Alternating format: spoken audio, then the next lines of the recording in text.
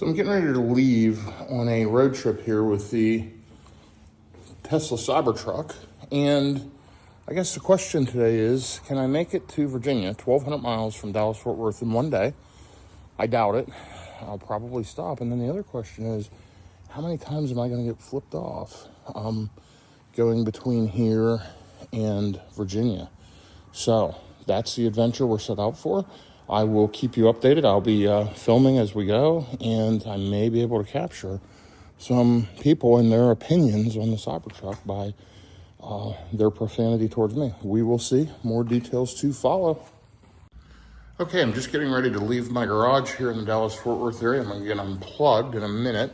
I've got the Cybertruck juiced to 100%. I've got my luggage loaded in here to go. I'm driving from Texas to Roanoke, Virginia.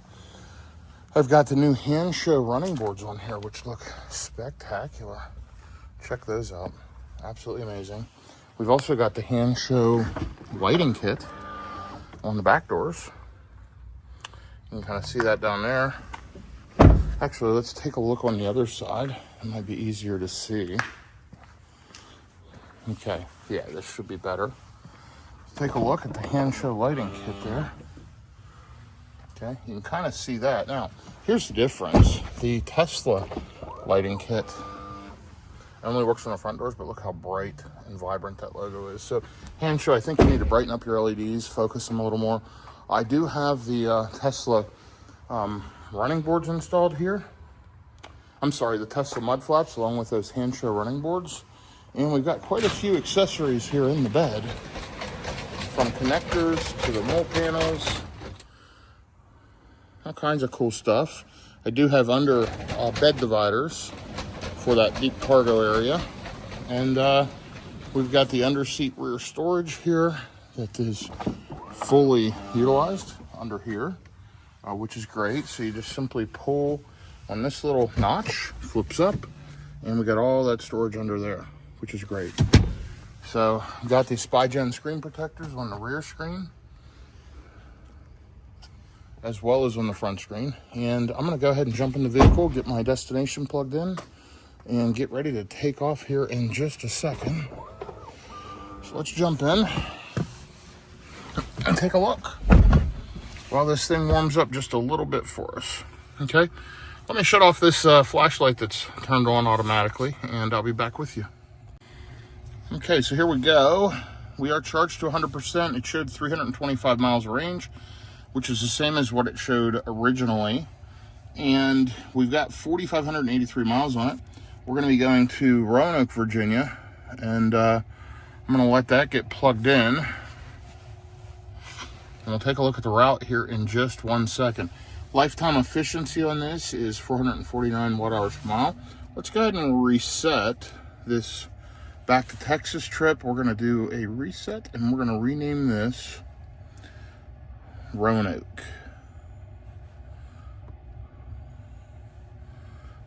Okay, and hit save.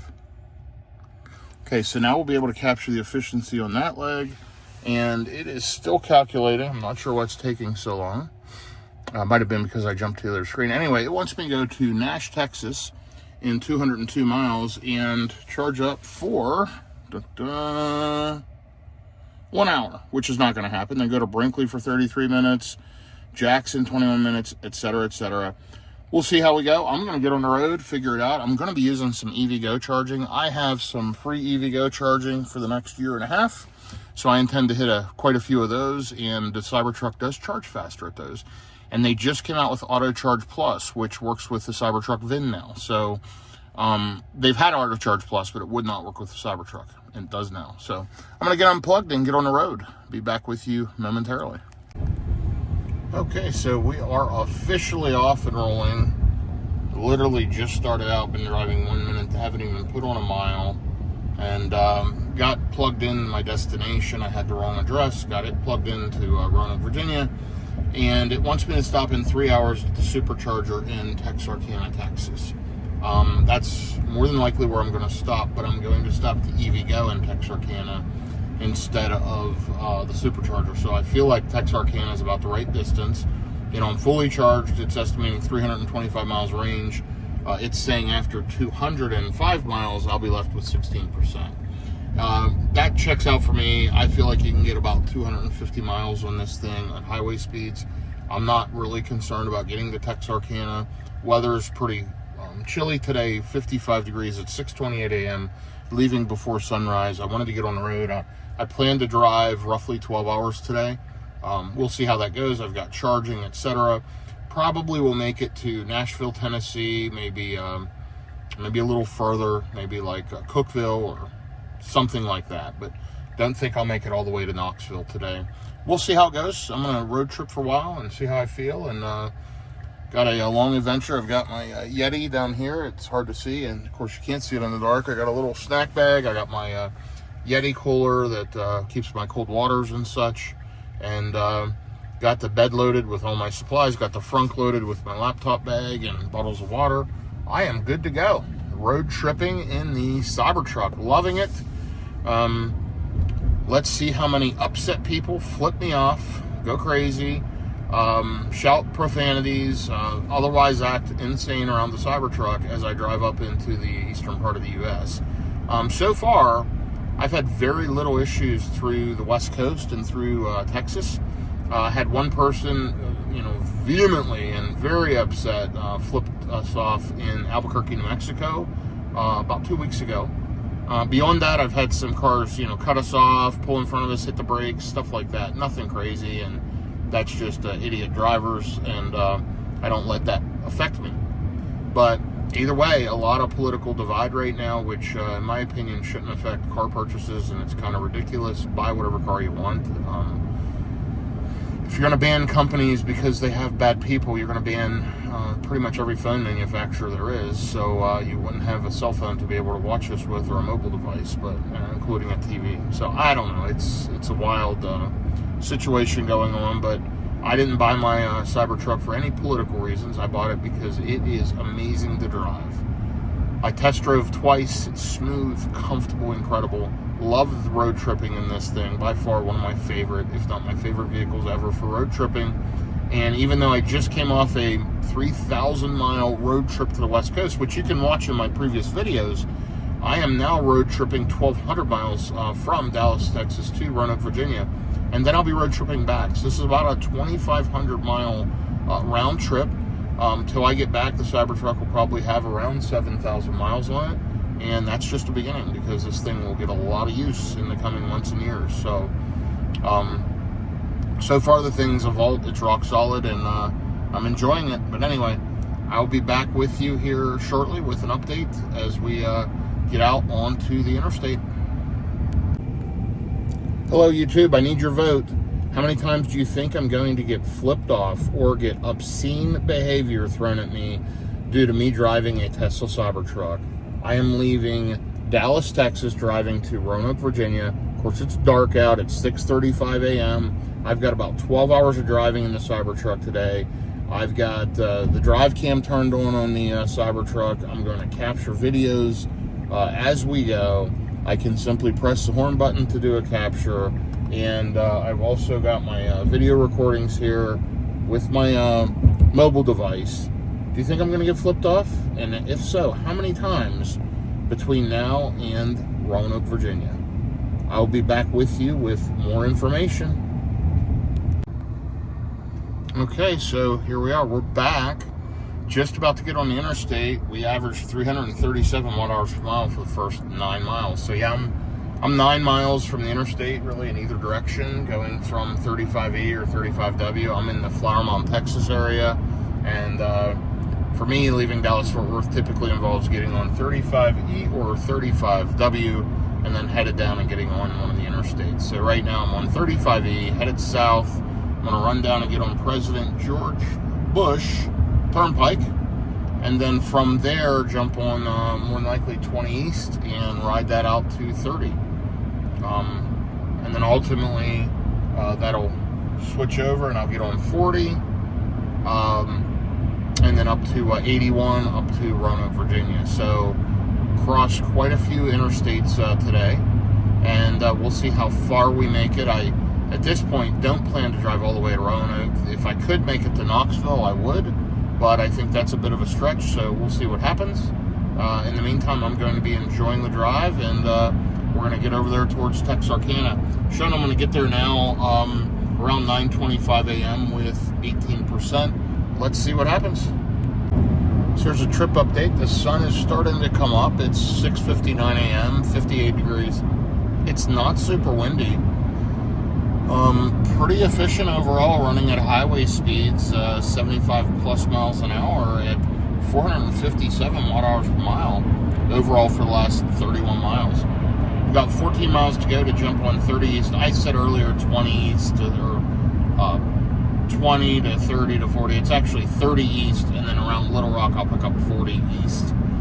Sorry for the confusion.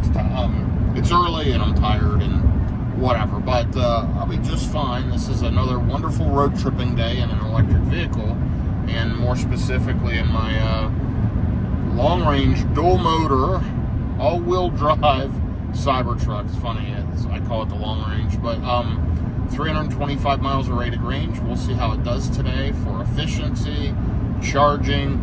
I'm going to try to charge mostly at the EVgo. I have the EVgo in Texarkana plugged in. It's about 6 miles after the supercharger. I'm keeping the supercharger plugged in so the car properly preconditions to that charger, and then I'm just going to skip it.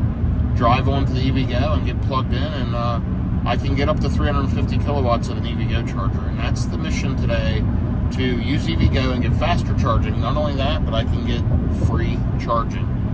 Because of a vehicle I had bought, I had 2 years of free charging with EVgo. And I mentioned earlier, just recently, as a matter of fact, I just tested it yesterday. I tested it a couple of weeks ago, and it did not work. Yesterday, I went into the EVgo app, was able to type the VIN number in, and it accepted it for the Cybertruck. It's never accepted the Cybertruck VIN prior. So it accepted the VIN and said, now this vehicle's enrolled in Auto Charge Plus. And so, typically on the first charging session on Auto Charge Plus, I have to verify the vehicle. We'll see if I have to do that. It's kind of looking like in the app they may have changed that. It may just work. So I've got my CCS adapter in the door. And it's one from A to Z that has a longer handle on it so that it can connect with the Cybertruck. But anyway, I'm just going to plug that adapter in and plug it into the Cybertruck, and hopefully it just juices. And if that's the case, that'll make for an easy road tripping day today. First stop will be Texarkana. Second stop, there's an EVgo right around Little Rock. So I'm just going to jump from EVgo to EVgo if I can. I'll use Tesla superchargers or Electrify America or whatever else as needed. But I'm going to try to hit EVgo where I can and try to get faster speeds and less expensive charging. So this is going to be fun. It's an exciting road tripping day. I'm going to make the best of it and enjoy it. And I will be back with you here very shortly. In about 10 miles, like I said, I'm going to be jumping over there. I've got 170 more miles to go. Still showing I'm going to get there with 18%. And down below you can see all of my stats. So you can see, I'm just riding with traffic generally here at highway speeds. And yeah, a lot of these are 80 mile an hour highways, 70, 75, 80 mile an hour highways in the Dallas-Fort Worth area. So this is a tollway that I'm on right now. And I am headed down here to get on the interstate. Be back with you shortly.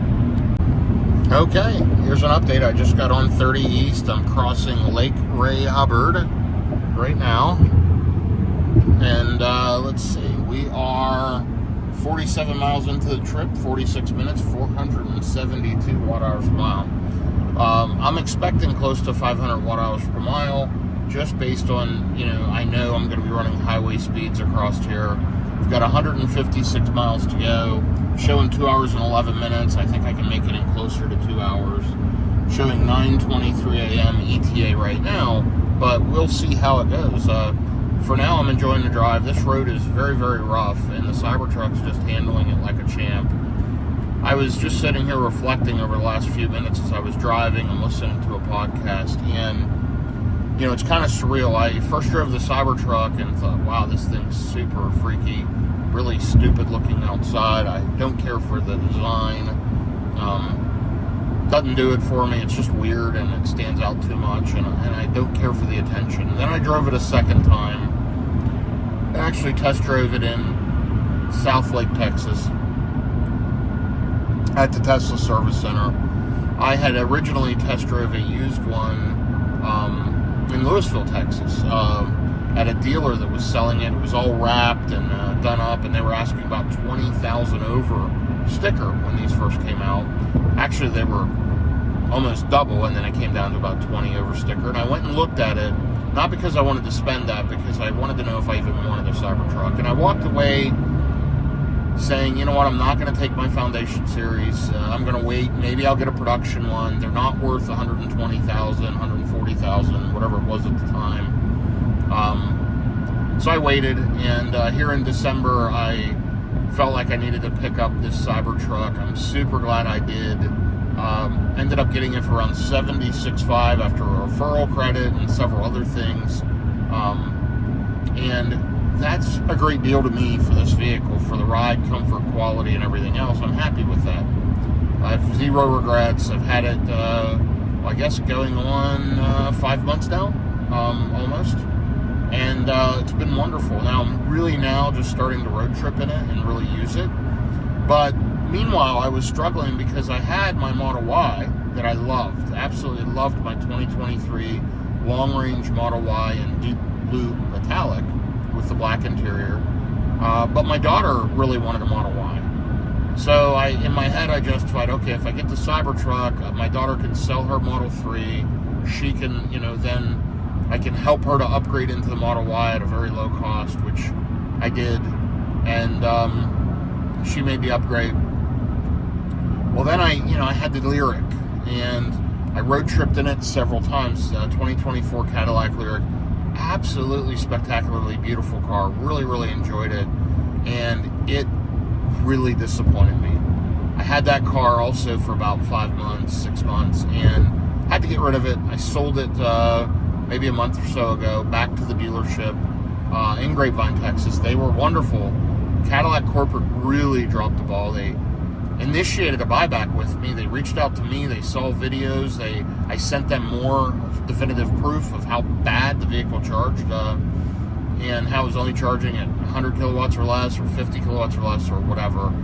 They ended up just fluttering on the buyback, and long story short, sold that back. And so I have zero regrets now because I have this Cybertruck, and this thing is amazing. I am going to get a third vehicle. Right now I've got the Rivian and the Cybertruck. Got a Rivian R1T and a Cybertruck. I need a third vehicle in the Dallas-Fort Worth area for travel. And also just the nature of the Cybertruck and the size of it. When I get it into the garage, it goes on the one side, then the Rivian backs in. I can't get the Cybertruck out without getting the Rivian out.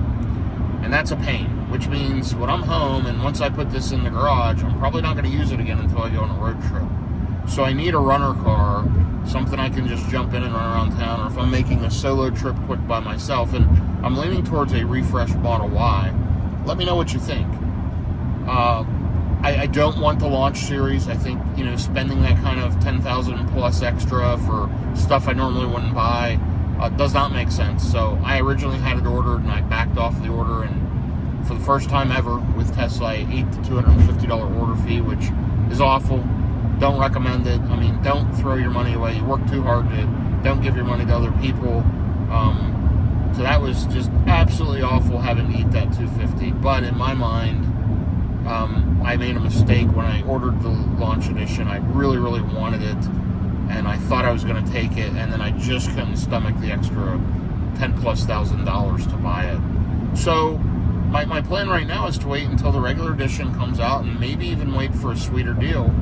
Or they've got some incredible end-of-month, end-of-quarter deals on existing Model Ys in inventory, brand new cars. They're marking down $8,500, $8,600 plus the $7,500 federal credit if you qualify. And it's like $16,000 off of a existing Model Y Performance. You can get a Model Y Performance for $37,000, $36,000, $37,000 plus tags. Unreal. So I'm really conflicted. I want the new Model Y, but do I pass up a deal to get that kind of money off of an existing? I probably will. I'll probably get the new one. I'm just waiting until they announce it on Tesla's website. I'm going to figure timing out. Thinking I'm going to wait until at least July, August, let them work some bugs out. Because just like any new vehicle, you're going to have bugs in the first editions. And the first Cybertrucks did, and they've got those worked out. Well, now they just came out with a recall for the cantrails on both sides of the vehicle. They've got to replace because the glue they used isn't holding them on, and they've got to reattach them a different way. And mine's one of the ones affected. So, but a lot of the other recalls had already been handled by the time I got this one. So I feel like I waited the right amount of time for the Cybertruck. I need to wait the right amount of time for the Model Y. Again, let me know what you think. What would you do if you were me? I can choose to do whatever, buy whatever. I work hard. I can certainly buy any vehicle I really want to within reason. What would you do? I don't like the Model X. I've had multiple Model X. They're rattle traps. They feel like very poor build quality. They ride very, very rough. Not a fan at all. The Model S is too small. For a big, tall guy, the ingress and egress is unacceptable. You can't even hardly get in and out of the car. I drove one recently and just awful. The Model 3 is decent, but when I'm 50 years old, crawling down in and up out of a sedan is probably beyond me at this point. I need to focus on an SUV. So I'm leaning towards the Model Y. I could get another brand though, but I'm worried about charging and road tripping. So again, let me know your thoughts. Model Y, F-150 Lightning, Sierra EV Denali. What would you buy? Love to hear it. Anyway, side note, if you like this content, do me a favor, click like, click subscribe, and please do shoot me a comment. Positive, negative, or otherwise. I enjoy all commentary and feedback. It's certainly helpful, and I love the engagement. That's why we call it social media. So anyway, I'm going to drive here for a while. You can see I've been manually driving. I'm going to kick FSD on in a minute. I'm going to relax. I've got a couple of breakfast wraps somewhere in one of these bags, either in this Yeti down here that you can see now, or this Nectar bag that's got a few snacks in it. And I'm going to have a breakfast wrap, and it was homemade. Thank you to my wife for getting up early this morning and helping me get ready to go. And she actually made me a couple of breakfast wraps, which is outrageously amazing. So I don't have to stop and have any junk along the way. So, all right, I'm going to do that, and I'll be back with you in just a second. So here's another trip update. I'm making great progress. 485 watt-hours per mile, 112 miles, an hour and 36 minutes. Got about an hour and 17 minutes left, 92 miles.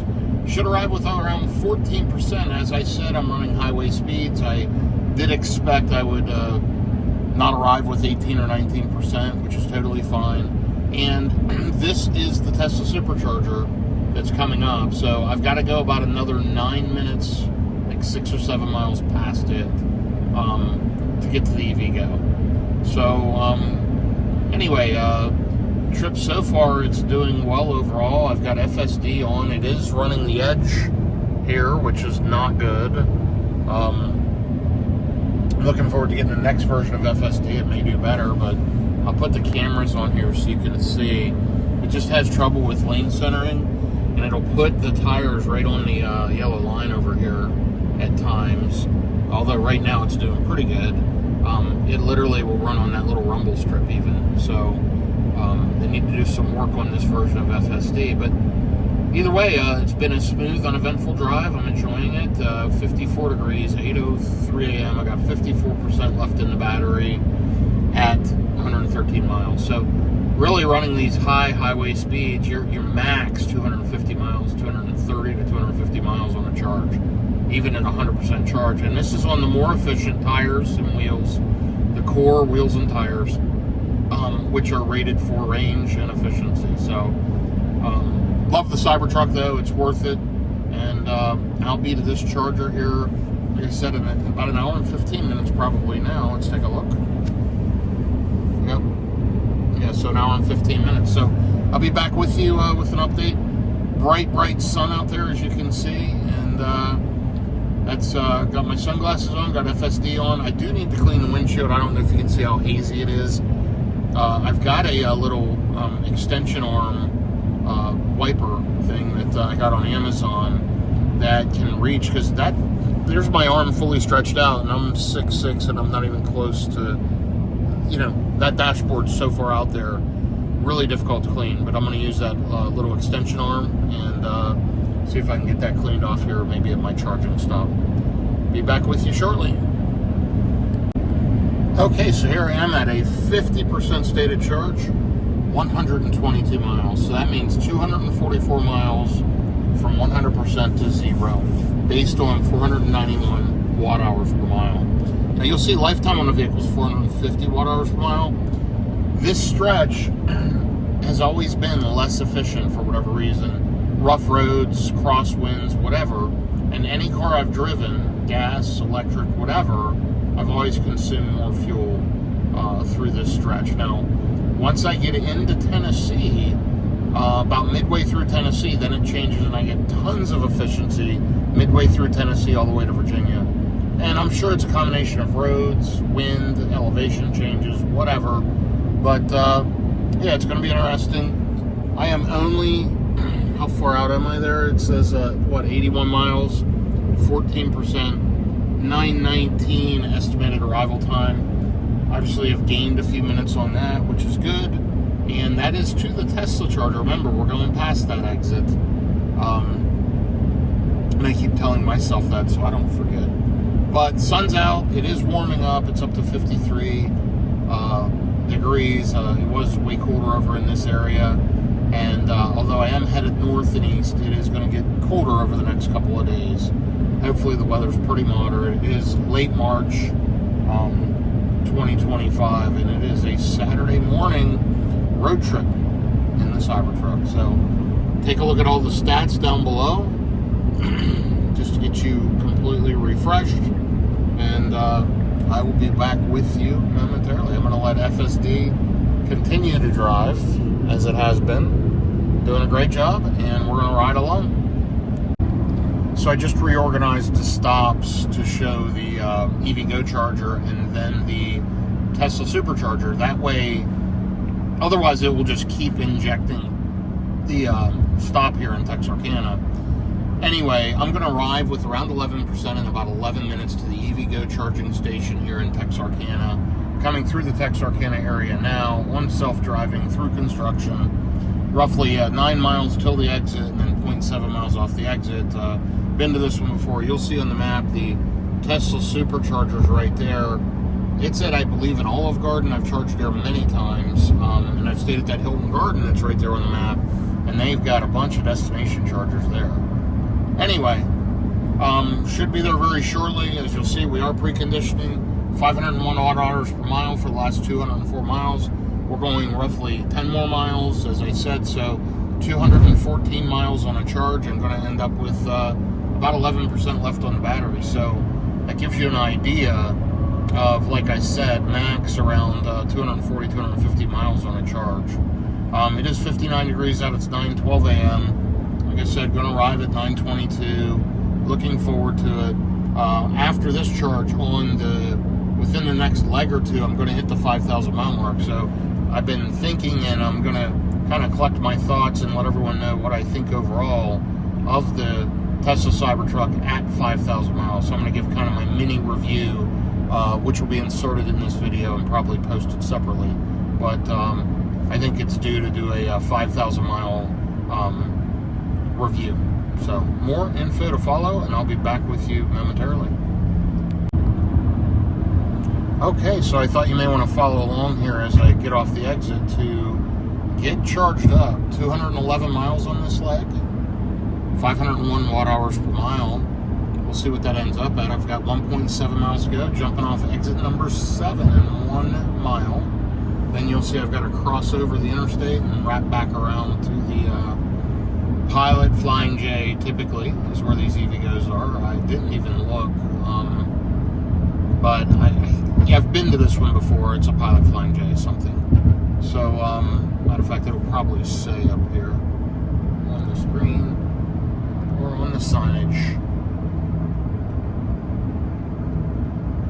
We are in Arkansas. We crossed over the Texas line into Arkansas. And it looks looks like this is a Flying J based on that top sign. It looks like the red Flying J logo.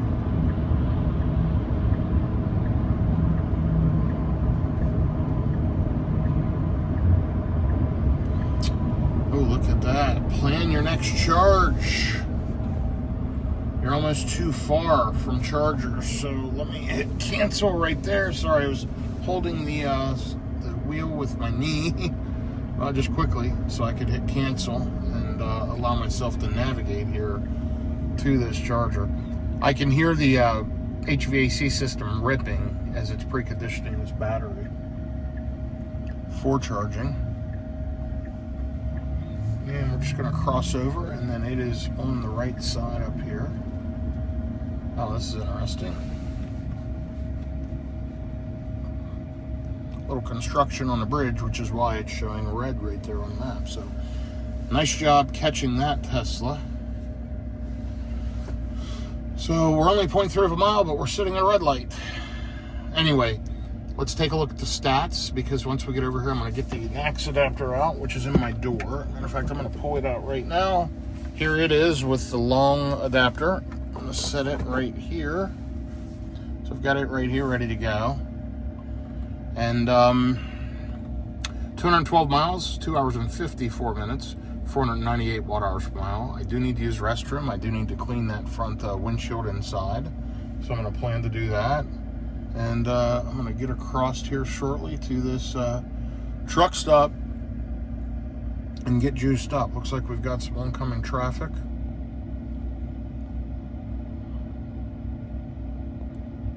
Lifetime on the Cybertruck, 4,796 miles, 2.1 megawatt hours of energy consumed, and 452 watt hours per mile.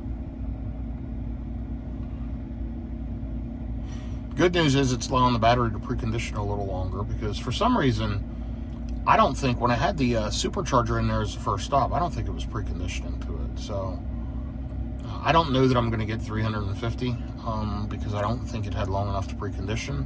It only had, since I changed that stop, maybe 15 minutes, but sitting at this lights really may speed up the charging actually. So we're going to think about it optimistically, just like that. 61 degrees out, so it's warmed up nicely.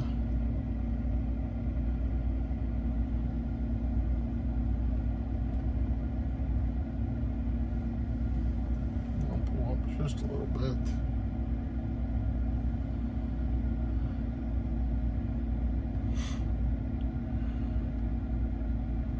And here we go. The light has turned green and we are off.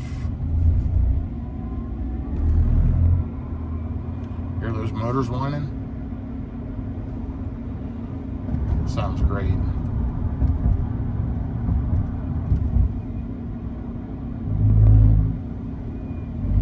Right over here's the Flying J, and the chargers are down there to the right. I do remember this one. Been to this one quite a few times. And we're just gonna zip right in here to the right and then cut through. So now we're going to go left and cut into the auto RV only. And then we're going to cut to the right and go back here to the chargers and get plugged in. So I've charged at these quite a few times. They're very, very nice. Got, you know, squeegees and liquid to clean the windshield. And I'm going to go ahead and plug in this one here to the right. Looks like it's active. Showed active in the app. That's the one that's closest to the facilities and should not be a problem to get plugged in.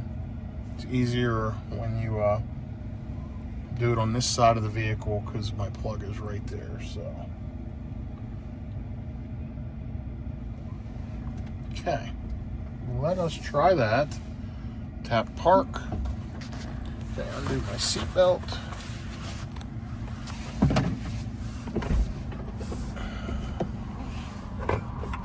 Here's my adapter. Got the running boards on here. All right, let me get plugged in and I'll be right back with you. Okay, this is like just a couple seconds later, it popped up right away and said payment authorized. So plug and charge worked. It says connecting to vehicle. I hear contactors clicking. We're still blue communicating here, but This appears like it's going to be pretty fast. I've been plugged in, I don't know, 10 or 15 seconds now, 20 seconds.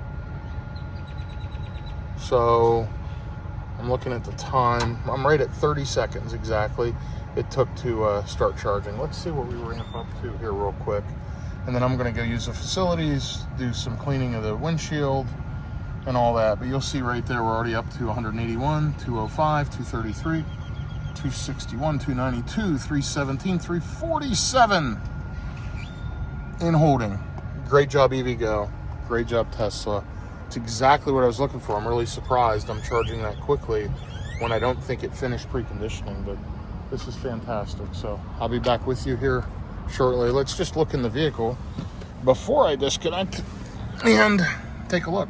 343 kilowatts with a little eye right here. Let's click the eye. Charge rate limited by station. Charging at maximum rate available from charging station. In other words, this thing can take 500 kilowatts right now. We're only getting 344. So happy with that. Juicing very, very fast. I am going to edit my stops in a little bit. I'm going to do what I need to do first, and I'll be back with you. So here is the Cybertruck charging happily here at the EVgo. Absolutely love it. It's amazing. And let's take a look around. Beautiful area here, Texarkana, Arkansas. There's a Denny's. It's a Flying J. It's open 24 hours. This is a great stop, and I've charged here in the Rivian a few times, in the Lyric, and now in the Cybertruck. And let's take a look and see what kind of speeds we're getting. Still at 244 kilowatts at 29%. Been here 5 minutes, added 23 kilowatt hours of energy. Super, super fast. Juicing up quickly. I don't have to go super far for the next stop. I don't think I'm going to need to be here more than 10 more minutes, but let me look for that cleaner for the windshield and figure out where that's at, and I'll be back with you here and we'll check in. Okay, so my next stop's going to be the EVgo charger in Benton, Arkansas, which is about 111, 115 miles. Need to get to about 60%. I plugged in at 9:24 a.m. It is now 9:35. So I've been here 11 minutes, still ripping along at 163 kilowatts at 44%. So I've added 41 kilowatt hours of energy, 42 kilowatt hours of energy now in about 11 minutes. I think I need to be here, I don't know, maybe another 5 minutes roughly, and then we'll get out of town.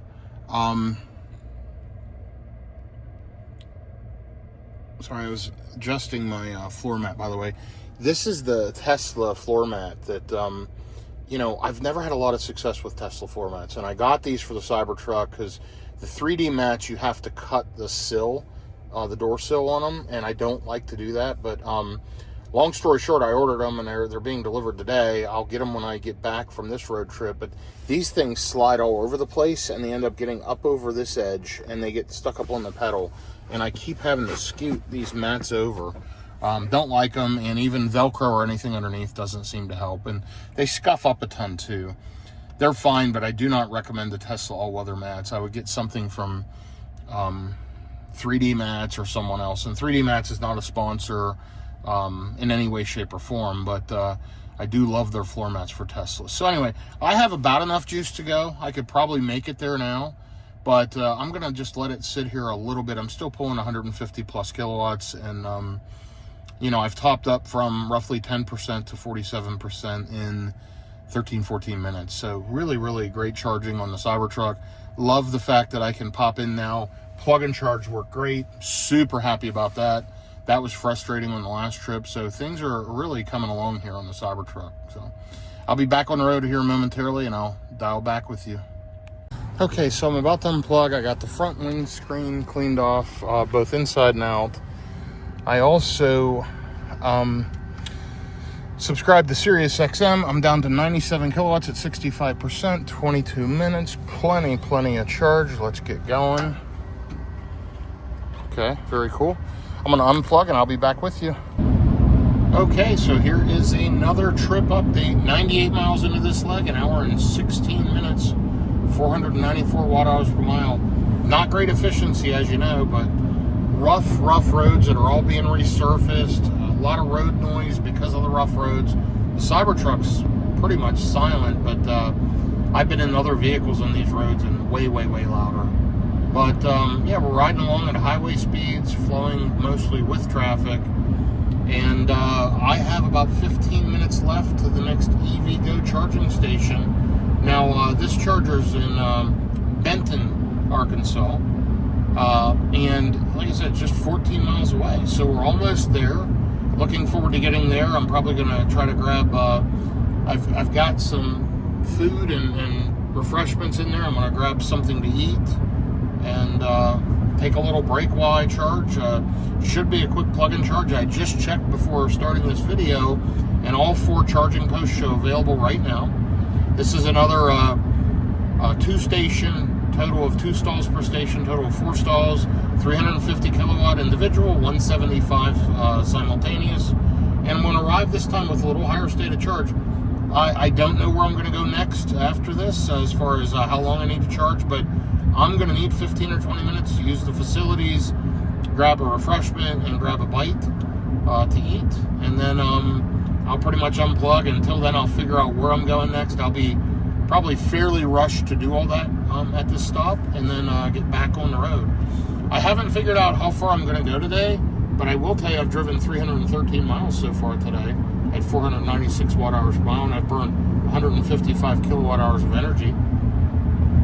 I'm about 100 miles away from my 5,000 mile feedback, and I've been gathering that information in my head, so I'll be sharing that here in a little bit, and just enjoying the drive. It's 67 degrees out in late March of 2025. Absolutely beautiful as I drive through Arkansas. Just rough roads, a lot of debris on the roads. I'm going to back off. I see stones coming up from this truck in front of me. I don't know if you can hear them ping-ponging off the vehicle, but you can see. There you can hear it.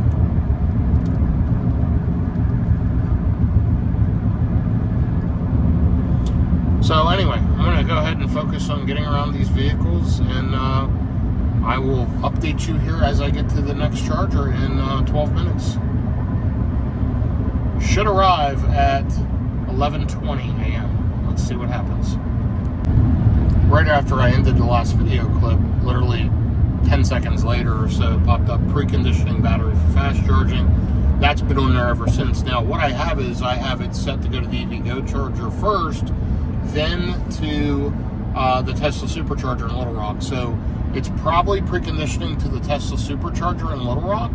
So it may not be fully preconditioned, but you noticed last time we got great speeds. So hopefully we do this time as well. We shall see. I do wish they'd bump the charging curve up a little. I wish it held 250 kilowatts longer into the pack. I wish it would hold that up to 50+%. We'll see what happens with the charging curve once the 500 kilowatt charging becomes available. Either way, though, I'm going to be pulling into a 350. Hopefully I can get good speeds. I'm 108 miles into it now. I've only got 5.5 miles to go. Gonna arrive still with about 18%. I'm about 490 watt hours per mile, an hour and 24 minutes running at highway speeds. Making great time so far today.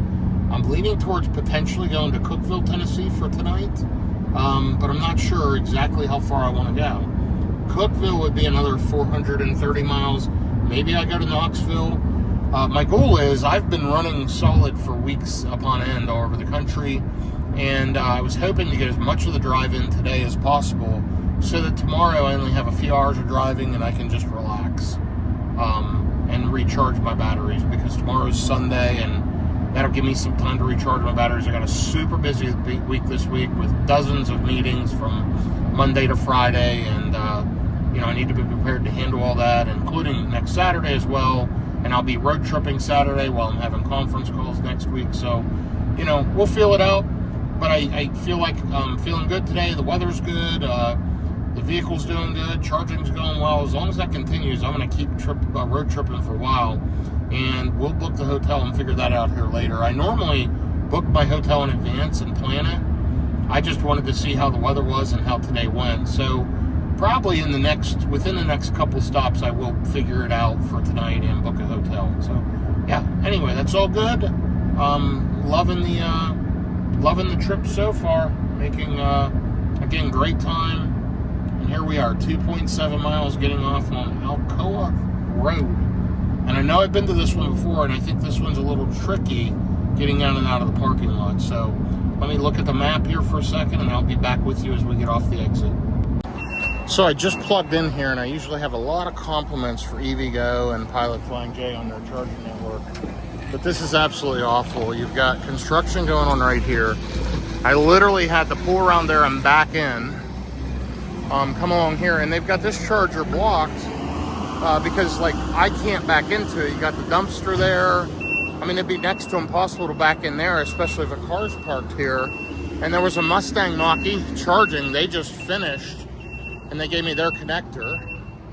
And they said it was charging fast, but I plugged in on the right side connector because they were using the left side, and I was only getting 90 kilowatts. So I just replugged it, and now it is ramping up, but this is horrible. I mean, why they don't put the dumpster somewhere else and leave these chargers available for people charging their cars is beyond me. But this is part of the problem with EVs. It's early adoption, and you know, people get frustrated and say, forget it, I'll just get a gas car.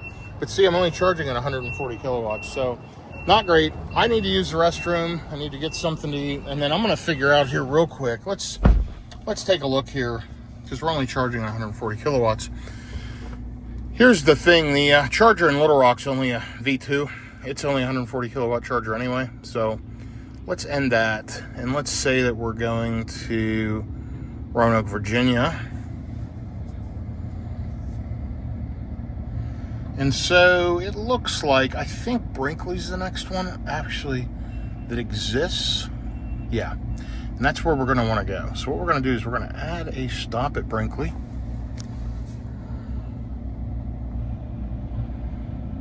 Okay, so it's wanting me to stop right now in Little Rock for 24 minutes and charge there to get to 17%. Well, I'm not going to do that. I'm going to try to skip Little Rock. So let's do this. Let's remove my final destination. We're going to kill out my final destination. We're going to hit done. And we're going to hit remove all charging stops. And then it should show me what negative percentage I'm going to get to the charger with. Negative 13. So I've got some time. You'll see, I mean, they've got active construction going on right here at the chargers. The guy was literally turning his tow motor around right here where the chargers are. So this is terrible. But hey, it's ramping up. It's up to 150 kilowatts. So charge rate limited by charging station. Maximum charging station allowed. Probably they've got the power grid messed up or something with this construction going on. And yeah, that's why we're not getting full energy. But regardless, Brinkley's only an hour and 14 minutes. So, and, you know, only 84 miles, so I don't need a ton of charge to get there. I'm going to let it charge for a minute. I'm going to grab a bite, and I'll be back with you shortly. So I'm going to try to make it to the EVgo charger here in Memphis, Tennessee. And it is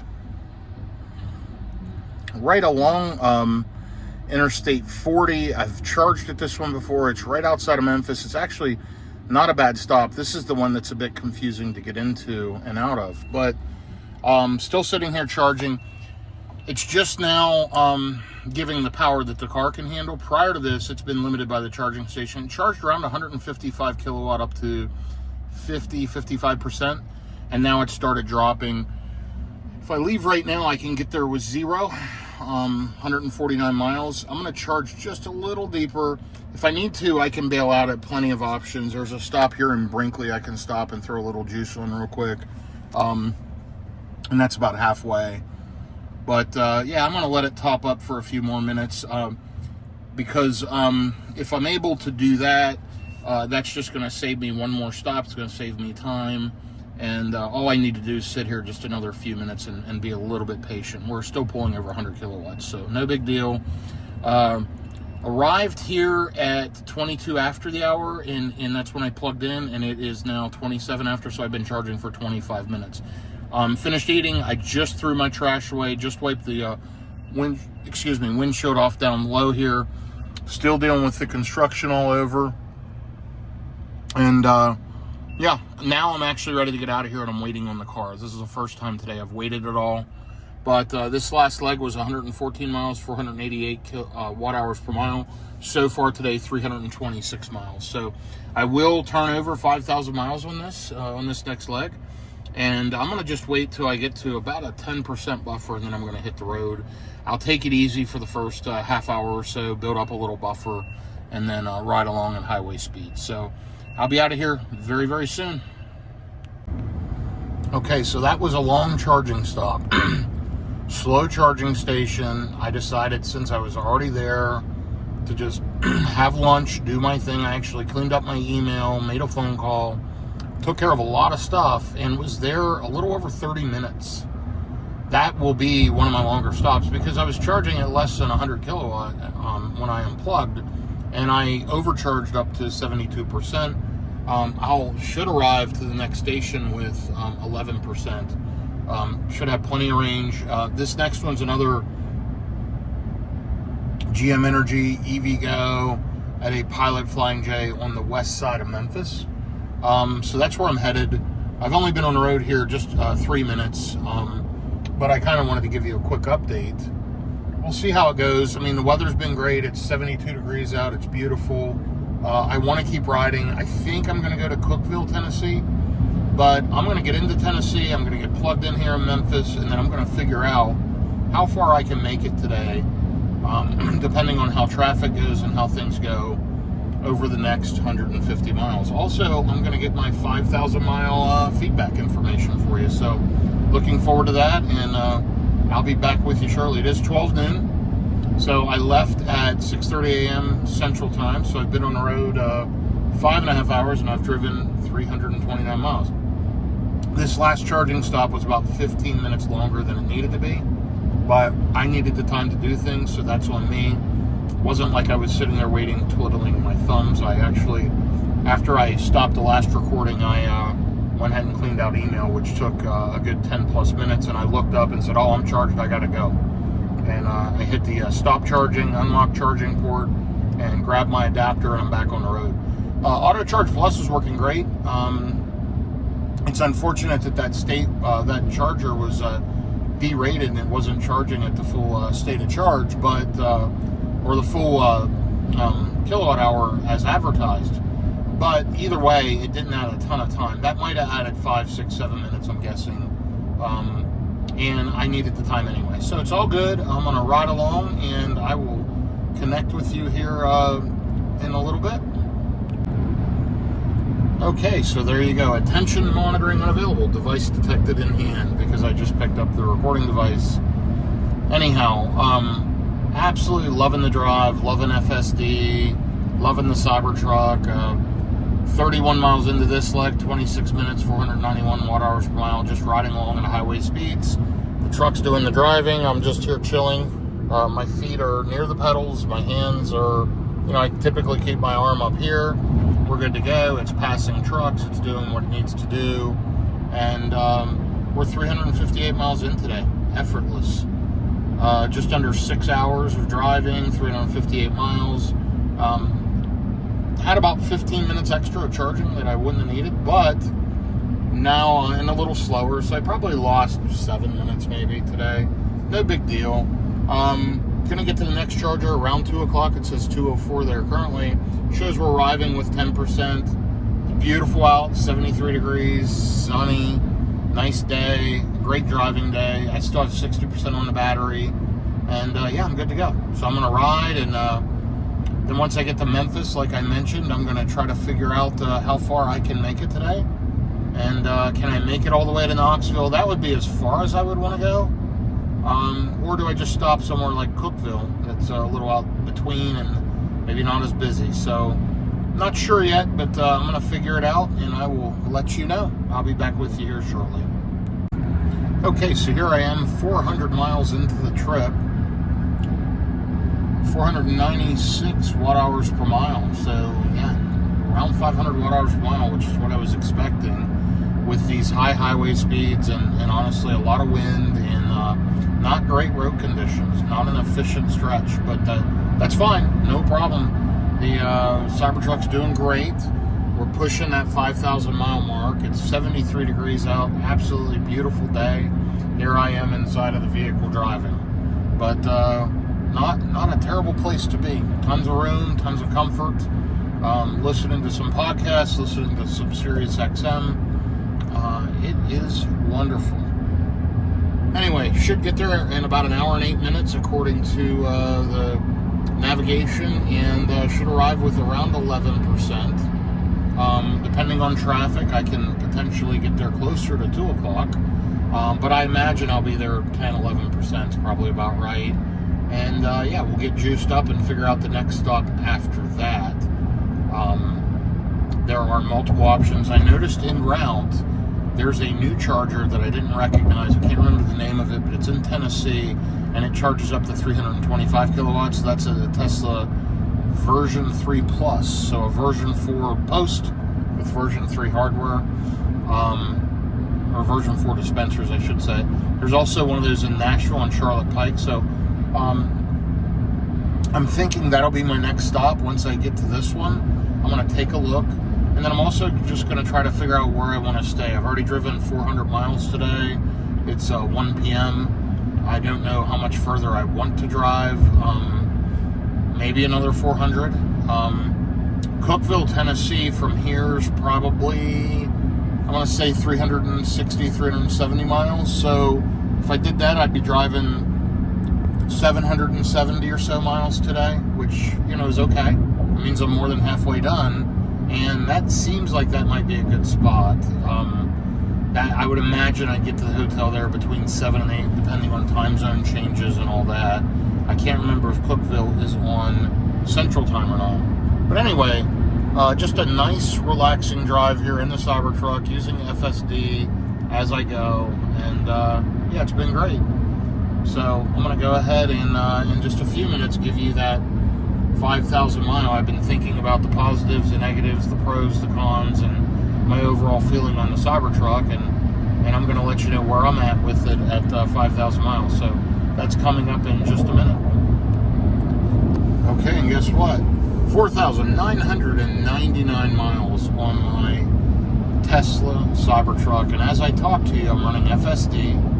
I'm in the middle of Arkansas. I'm headed from the Dallas-Fort Worth area to Roanoke, Virginia. And I thought I'd give you my 5,000 mile. And there it is, 5,000 miles on the odometer, 5,000 miles on the lifetime of the vehicle, 453 watt hours per mile, 2,265 kilowatt hours of energy used so far in my rear-wheel drive, just kidding, my all-wheel drive Tesla Cybertruck. So this is the dual motor all-wheel drive, and I picked this up in December. There were some incentives. I was able to get it for around $76,500 after the incentives for my referral incentive from myself, my daughter, and they gave me a credit, a customer loyalty or forgiveness or something. The South Lake Tesla shop put on their credit for me, and I took delivery, and it was around $76,500. So here's my impressions. I'm going to give you the negative stuff first. First of all, this wiper, you know, I'm concerned about the long-term viability of this. Look at how that's wiggling around as I'm driving down the road. And I don't know if you can see it, but the wind is just whipping that wiper around. It's a massive thing, difficult to replace, and it has trouble spreading washer fluid at high speeds. I don't know. It's unique. It's not non-functional, but honestly, 2 wipers are better. But with the height of the window and the way it's designed, I don't know how you'd have done it. But nonetheless, it works. It's just I'm not convinced on that. That's just one item. The next item is charging speeds. You know, for a Tesla, it's the same as Teslas have been. In my opinion, charging this and road tripping is the same as a Y, an X, a 3. They're all about the same. You know, you drive an hour and a half to 2.5 hours, you plug in and charge for 15 to 25 minutes, and you go to the next charger. The Tesla Supercharger network's great. this one charges faster at non-Tesla chargers or at the new V3 Plus, because this thing can charge up to 500 kilowatts. And today already I've charged it at 350 kilowatts. The next charger's a 350. I'm going to hit a couple of Tesla 325s today. So it charges just fine, but they need to innovate. I feel like charging has become stagnant on Tesla vehicles, and they could have higher peak charging rates. They could have longer and better charging curves. When I say longer, holding a higher state of higher charging rate longer into the charging curve would be better, thereby saving a lot of time charging. And then the last thing is just kind of the current political state and the public opinion of a Cybertruck. It's not great. You know, my wife and I were riding through Albuquerque, New Mexico 2 weeks ago, and someone was hanging out of their car window flipping us off. We didn't know them. It's just a random person flipping us off. That's not good. There's a lot of Tesla in the news right now, a lot of Tesla. Tesla's always been in the news as a company. No matter what would happen, it was always negative, couldn't make it. So much fear, uncertainty, and doubt, and so much negative media.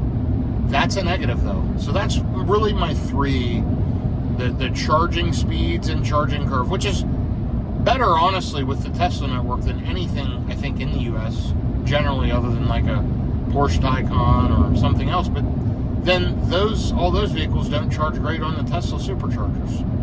So, I don't know. In the U.S., I think road tripping, Tesla's probably as good as it gets. A new Model 3, a new Model Y, Model X, Model S, and Cybertruck are all pretty similar. So charging could be better. Public opinion's negative. And this wiper, the big wiper. Now on the positive, everything. This screen is fantastic. Super snappy, super smooth. Really great resolution. Looks great at night. I do have a SpyGen matte screen protector installed, which makes a big difference. The ambient lighting is incredible. You'll see the blue light around there. The interior overall, I love the look and feel of the interior. I think it's incredible. And the ride comfort, the quality, the power, the handling, the cold weather, warm weather performance, the space, the reliability, the practicality. Absolutely love it. One of the best vehicles I've ever owned. So I'm loving the Cybertruck. I give it 2 thumbs up. I give it a 9 out of 10. 2 thumbs up. Fantastic vehicle. Absolutely love it. Just a few minor negative points, but so many positives. The steer-by-wire is incredible. The acceleration and braking is great. The 4-wheel steering makes this more maneuverable than nearly any vehicle I've driven. It's unbelievably maneuverable. It is a fantastic vehicle. The suspension is amazing. Ride comfort and quality is great. There's some wind noise, but overall it's a pretty isolated cabin. Tesla, you nailed it. Love the Cybertruck. I highly recommend it. If anybody's looking to get one, feel free to use my referral. And if you enjoy this type of content, do me a favor and like and subscribe. Shoot me a content, positive, negative, or otherwise. But if you're on the fence about buying a Cybertruck, buy one. There's way too many positives outweigh any negative concerns. It's an amazing vehicle. I absolutely love it. It's been outstanding. I picked it up in December. We're now in late March. It's March 22nd. I'm at 5,007 miles. So just turned the 5,000 mile mark, and couldn't be happier. Great job, Tesla. Thanks for following, everyone. Have a good day. Okay, here's another trip update. 1:39 p.m. Still 73 degrees out. Beautiful out. I've got 20% on the battery. Shows I'm going to arrive with 13%. 485 watt-hours per mile, 129 miles into the drive, an hour and 43 minutes. I'm showing an arrival of 2:04 p.m., 19 miles to go. It's showing 24 minutes, estimating some traffic as I get closer here to Memphis. And yeah, we'll kind of see what happens. Looking forward to getting there, getting plugged in, stretching my legs. I really couldn't do much at that last charging stop.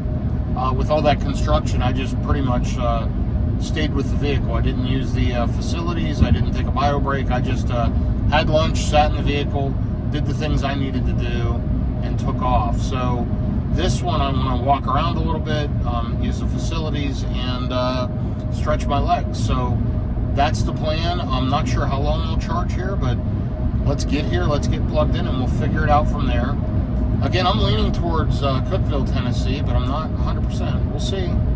Time will tell. But for now, we're just cruising along and just riding with traffic and letting FSD do its thing.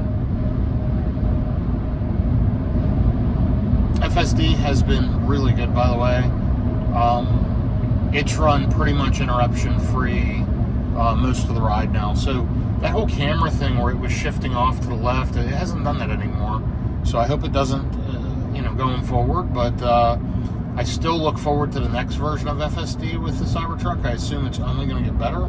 But so far, it's been fine. And just looking forward to getting this 20 minutes behind me and getting up here and stretching my legs. So been a long day of driving already. Left at 6:30 a.m. It's 1:41 p.m. So 7 hours into it and 458 miles. So not too bad. Still a beautiful driving day, though. Pretty pleased with that overall.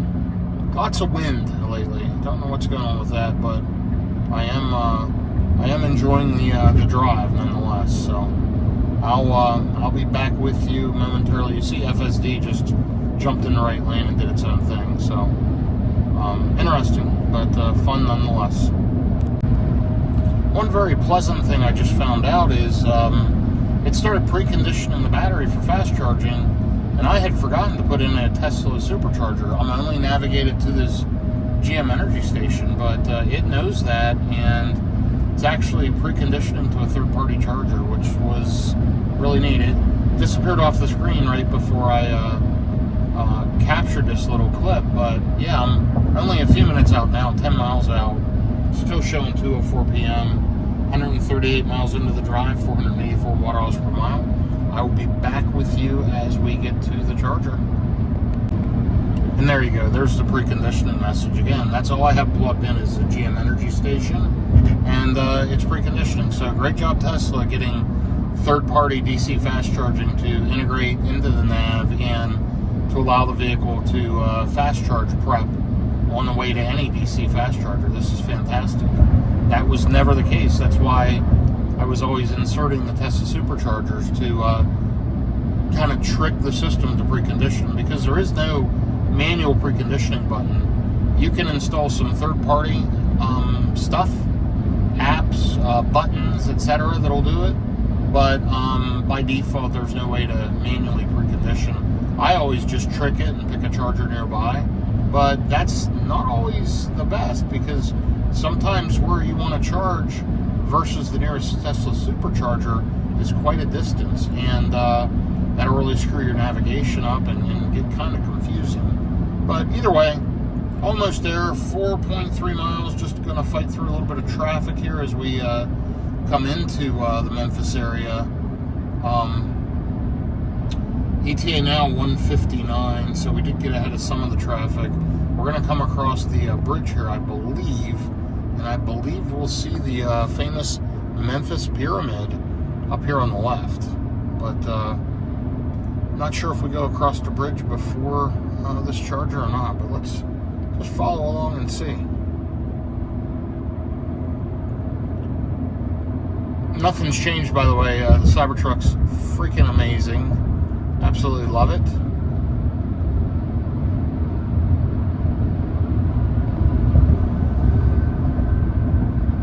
Man, let's ride along and watch here.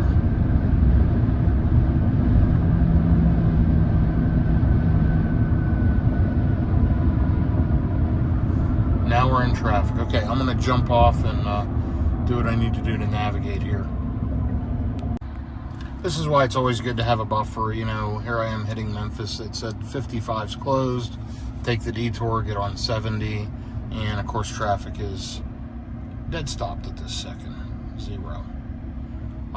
So, yeah, it's added a little time. It's showing now I'm going to get there about 2:05. It's picking up all the traffic and congestion.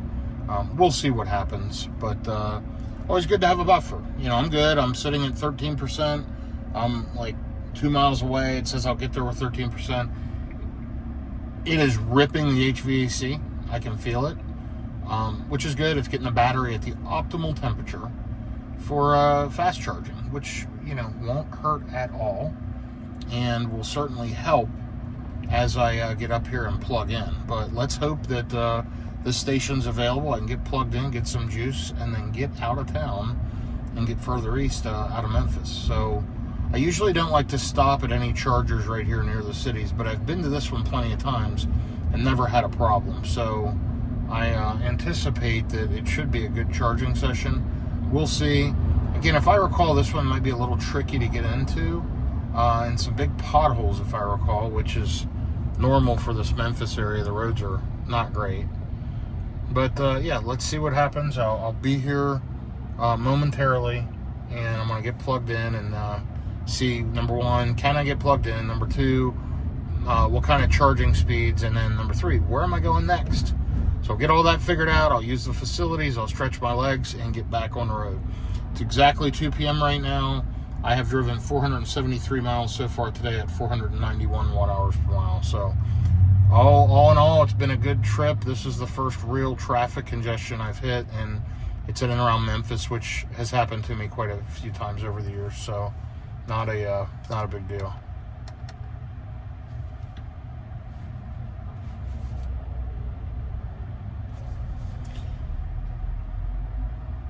That's a used car dealer plate, and that's here. That's a nice looking Sierra ATV, AT4, I should say.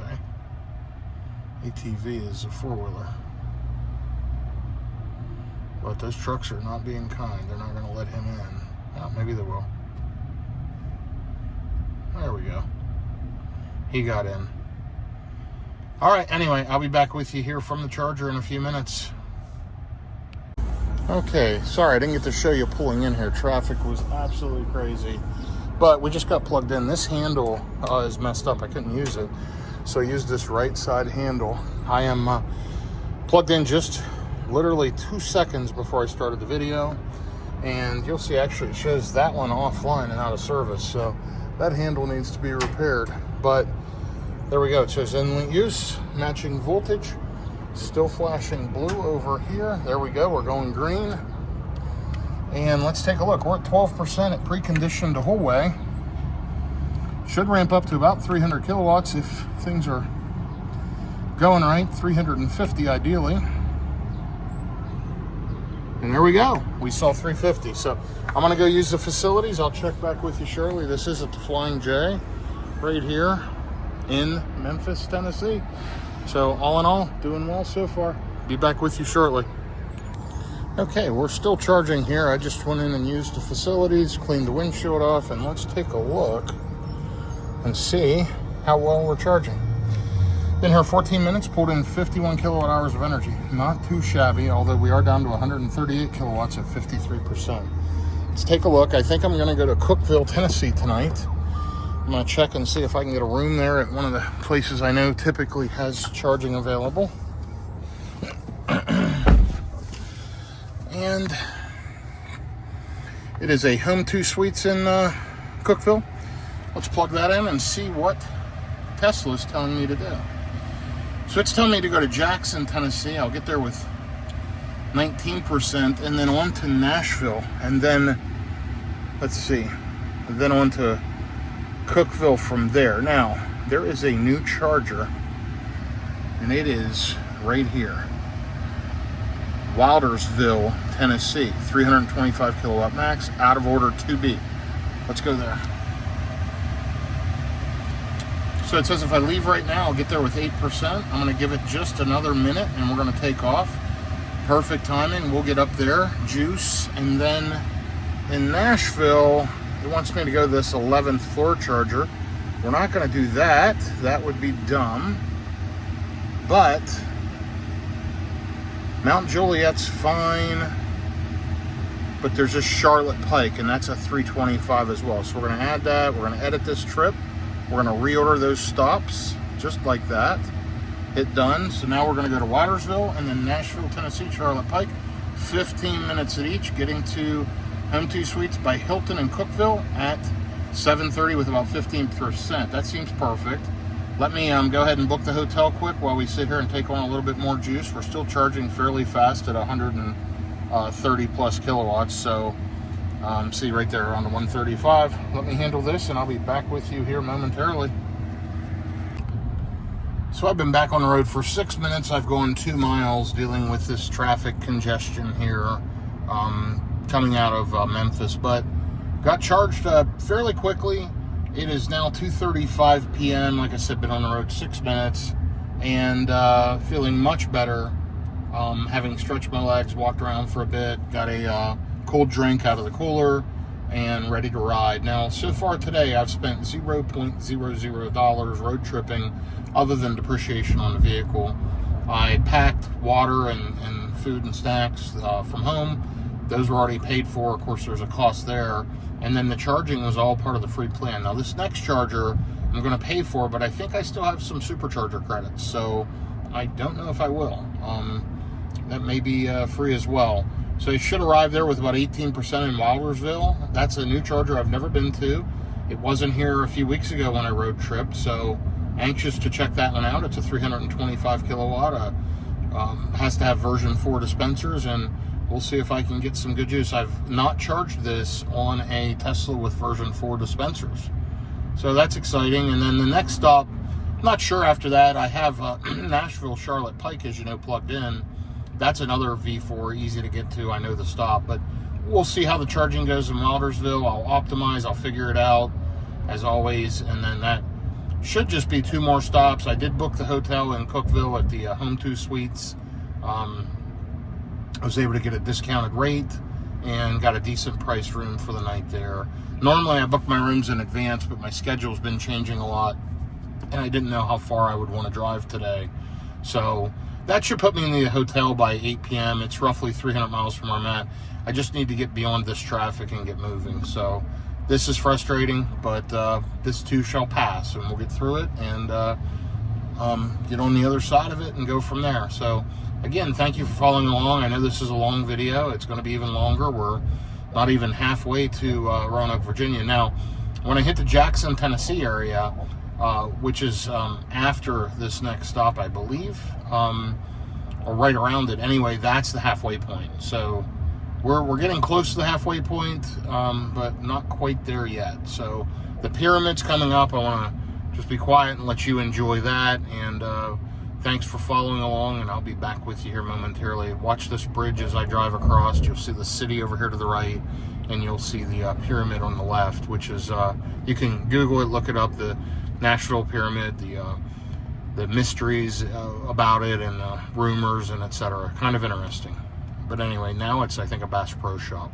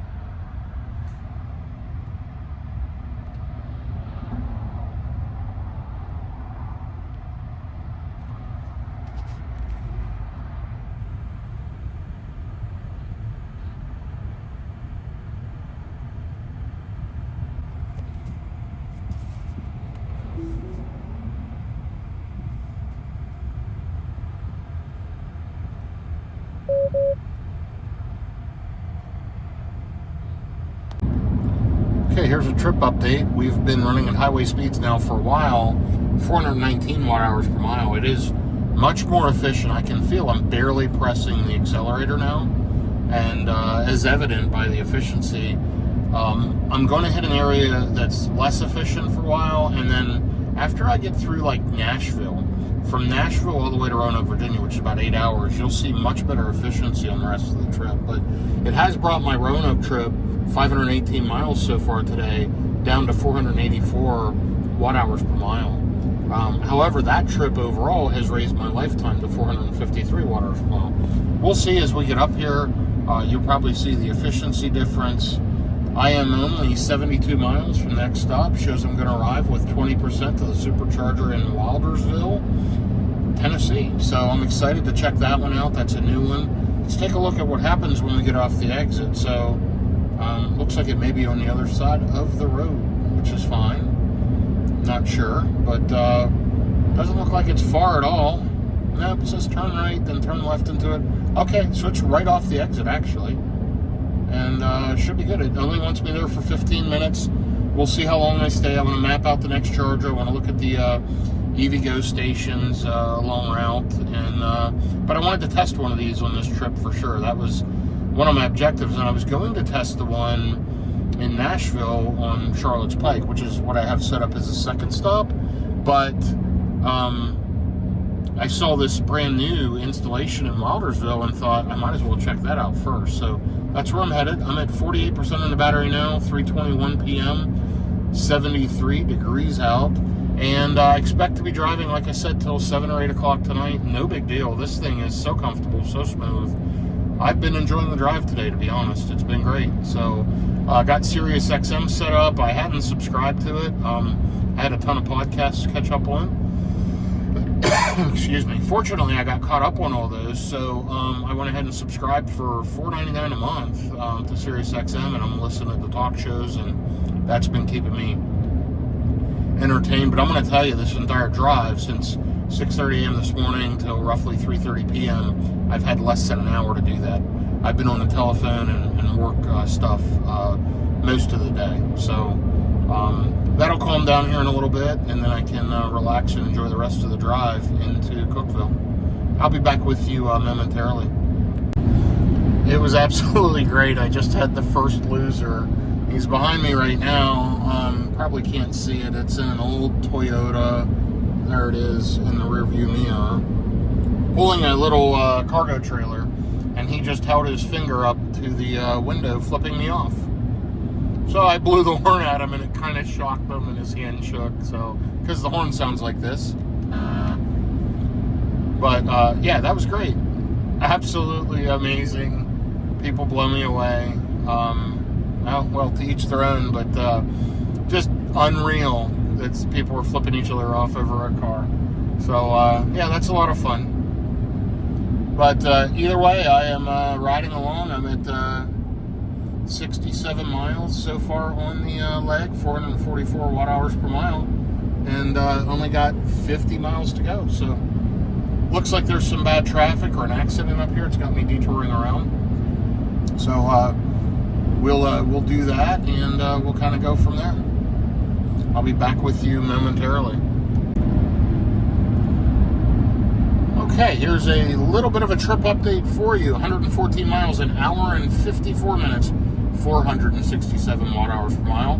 Driven a total of 589 miles today on this Roanoke trip, and 486 watt hours per mile. It's 4:23 p.m., 71 degrees out. I had to get off the interstate and take a detour because there was a bad traffic accident, but fortunately the navigation took care of that, did what it needed to do, got me around it, and only added a little bit of time.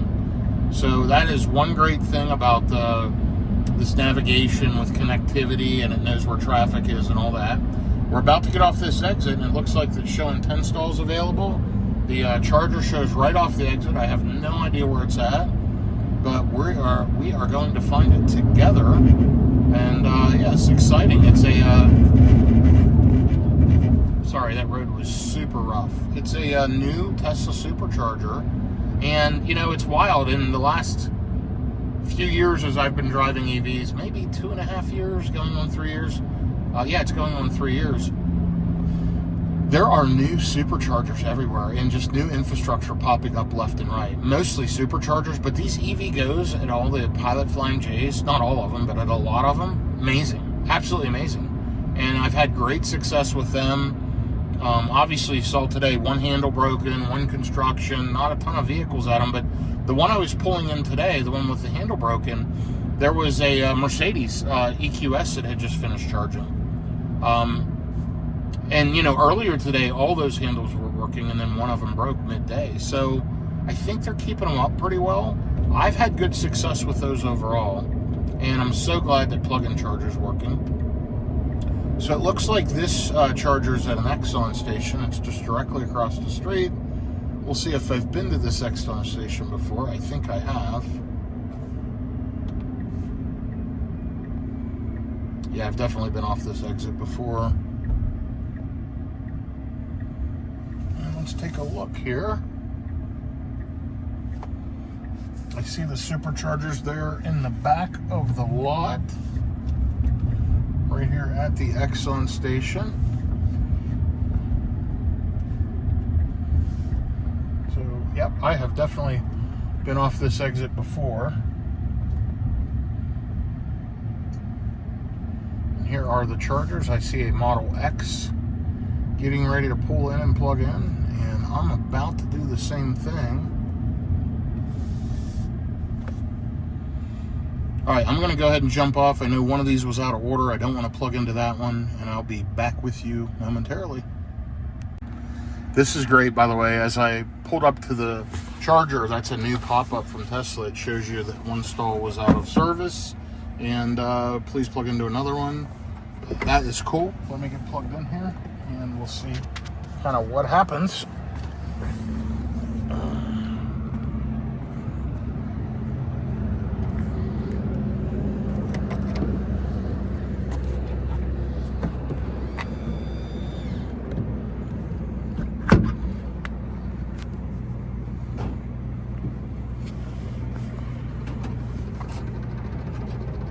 Okay, and we're green that quickly. Hear the fan on this thing. And let's take a look. Does it have a magic dock? It does. And you got a Tesla logo right there. We are charging, no problem. Let's check out our charging speeds. That was the key here. So we're ramping up. We're at 18%. And let's see if Tesla can put out the advertised 325 kilowatts. 171. There's 180. 208. 217. 226. 235. 244. And here we go. Let's see if it keeps climbing. First time I've ever seen this at a Tesla. That's absolutely amazing. Incredible Tesla. Great job getting these V3 Pluses up and rocking. 313 kilowatts, 318. Let's see what the highest I see is 19. And there it goes. Power's limited by charging station. Just saw 320 there for a split second. So 319 kilowatts. Amazing Tesla. Thank you. I appreciate it. 11 minutes to continue. Let me go use the restroom real quick, and I'm going to check the next stop, and I'll be back with you momentarily. 321. There we go. Good stuff, Tesla. Really good stuff. It'll be interesting to watch this charging curve overall. 322. I've got to wait here a second and see if it keeps ramping up. I'm already put 5 kilowatt hours of energy in 2.5 minutes. 323. Wow. Wow. This pack voltage is picking up. And they're cranking the amperage in there. There you go. Now it just started to drop just a little bit. And okay. I am going to be back with you momentarily. Okay, so I pulled in at 4:27 p.m., 7 minutes ago. Still pulling 171 kilowatts. It's put on 31 kilowatt hours of energy in those 7 minutes. And it wants me to sit here for 3 more minutes. If I leave right now, I could get to the next supercharger, which is 93 miles up the road with 5%. I'm going to let it top up just a little bit more, and then I'm going to take off. I'm just going to stop there super quick to get enough juice to get to this Gordonsville EV Go. I'll throw in enough juice there super quick before the hotel, just because it's free. And I can top up to have enough for Century Mode in case the hotel chargers are tied up or whatever. So I'll top up there as well. So I'm going to make 2 quick stop-offs. I know this one. I've been to it. Super easy off the highway. So is this one. These are both easy stops. It won't take much time at all. And that'll get me into the hotel. Right now it's showing 7:38 p.m. So I'm just going to let it charge another couple of minutes. This last leg was 116 miles, an hour and 57 minutes, 463 watt-hours per mile. And you'll see that 591 miles so far today. So good trip so far. It's beautiful outside, 70 degrees. This is a real nice charger layout here. And I don't know if you got to see it when I pulled in, but you've got all the new superchargers here. You got the Model X charging. I've got a Model Y over here and a couple of chargers behind me. So great charging setup. It's a 12 stall, 325 kilowatt as it showed. And it's held a pretty good charging rate all the way up for me, still holding 160 kilowatts. So pleased with it. That was a super quick stop. I'm gonna hit the road in just a second. It'll be like maybe a 10-minute stop. That's a good one for sure. I'll be back with you here when I get back on the road. Okay, here's another trip update. 489 watt-hours per mile, 37 miles, 32 minutes. Making good progress, going up and down the mountain. Again, this is the area where right past here, I'm going to see good efficiency for the rest of the trip, for the most part. I will climb a little elevation in the Bristol, Virginia area, so I'll not have great efficiency once I get past Knoxville for a little bit, but then the rest of the ride will be great. And that'll happen between today and tomorrow. I'm going to be getting off exit 201A for Charlotte Pike. Right now it shows I'll arrive with 12% in about 48 minutes. So looks like traffic's showing pretty light. I hope that maintains. And I am hitting there at 6 o'clock on a Saturday night. And it is Nashville, Tennessee. But this is usually a pretty good location. There's plenty of traffic flow. I'm hoping I can get in and out of there pretty quickly. It's in a Target parking lot.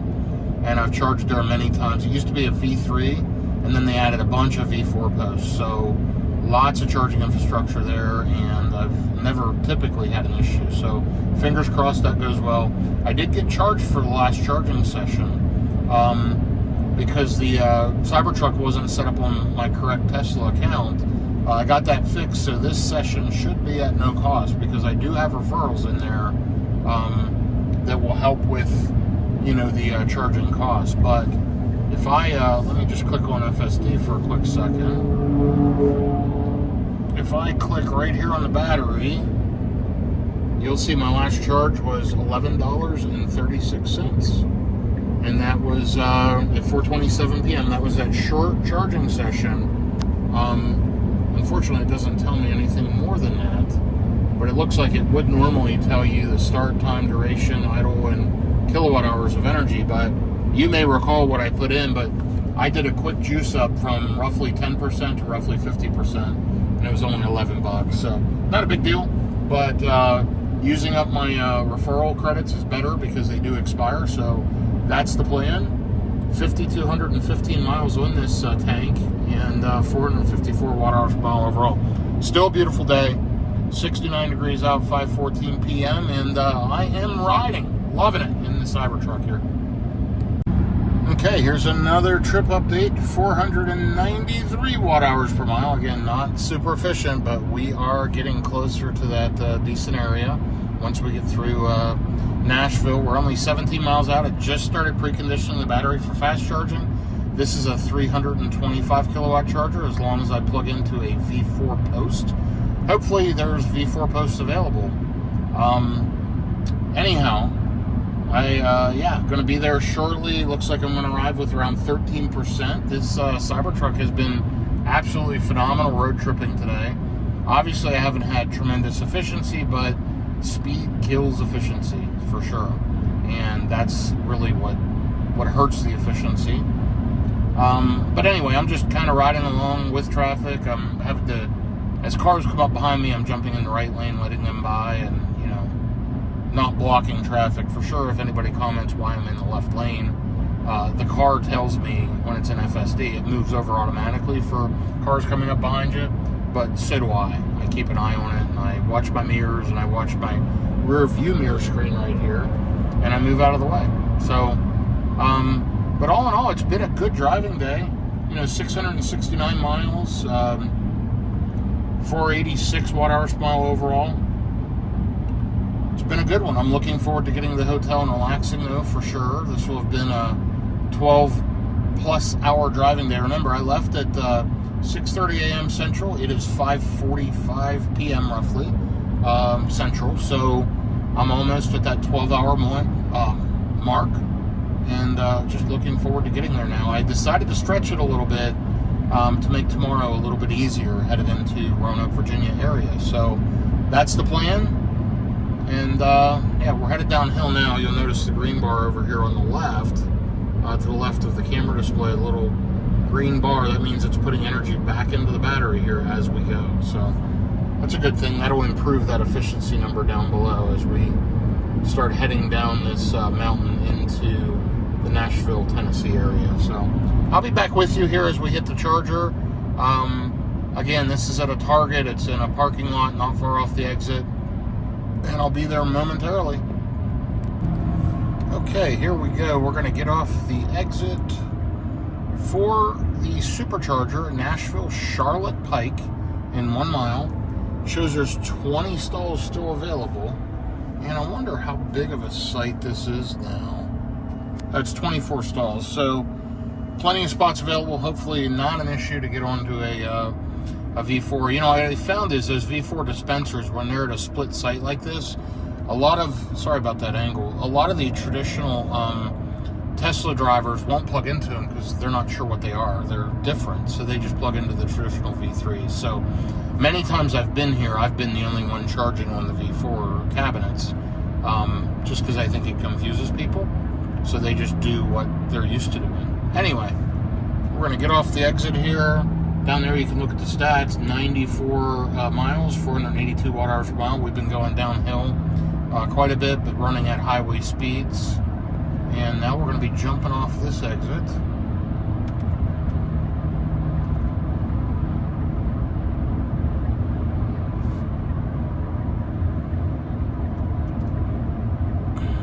Okay.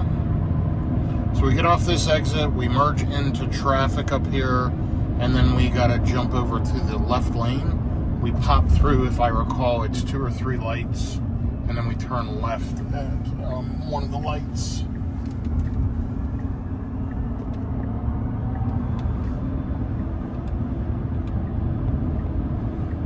I can hear the HVAC system ripping as the car is prepping for fast charging. And right here is the light that I'm turning at. It's right here at the top of the hill.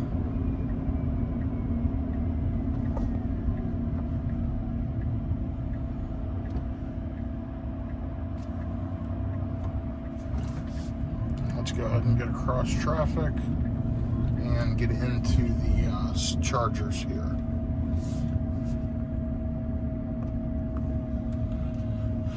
Okay, here's the charging setup. You can see where they added the V4s. There actually is a couple cars over there charging, which is cool. So, it doesn't show that any are out of service, which is good. I'm going to go ahead and plug into one of these down here. I'm going to plug into 4B.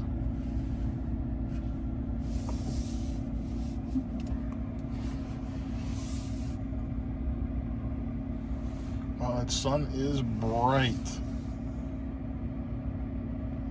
Let me get backed up cautiously. Okay. This should be easy to get plugged in. Let's take a look.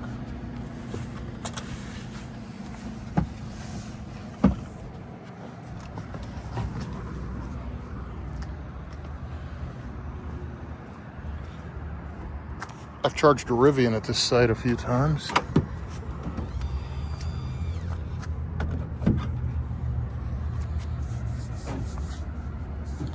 I heard the battery pack click. Changing over to 400 volts, and we're charging. Let's take a look at our charging speeds here.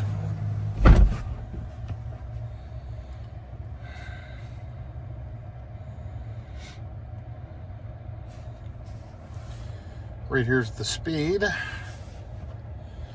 Now we're at 12%. It says it's going to take 12 minutes to continue the trip. And it is ramping up here. Let's see if we get up over 320.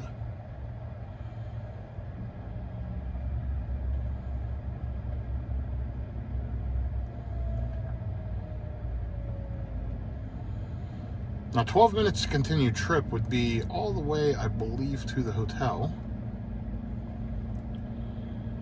Which we're going to look at that in just a second. Let me swipe this away. There we are at 307. Boy, I'm loving that. 315. Okay. Now it's going to say that it's limited by the charger, but that's good. 315 kilowatts. So it is actually only to the next stop. Arriving there with negative 8%. We're going to go ahead and let it charge. Don't need to be here super long. Let's see how far away that is. It's only 57 miles. So we only need about 25 or so percent. We'll let it charge a little longer than that. I'm going to walk into Target, use the facilities, and I'll be back with you shortly. We are up to 319 kilowatts, by the way. Let me sit here for a minute as it ramps up to 20% and just show you that what it should do. That should keep climbing slowly as pack voltage picks up. Then it'll start dropping down as it starts to heat, as thermals start to hit. But there we're up to 321.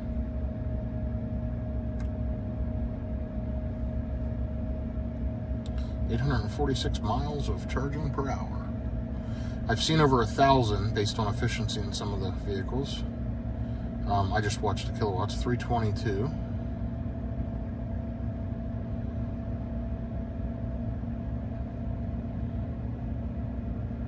We've already put on 9 kilowatt hours of energy in just 6 minutes. Pretty impressive.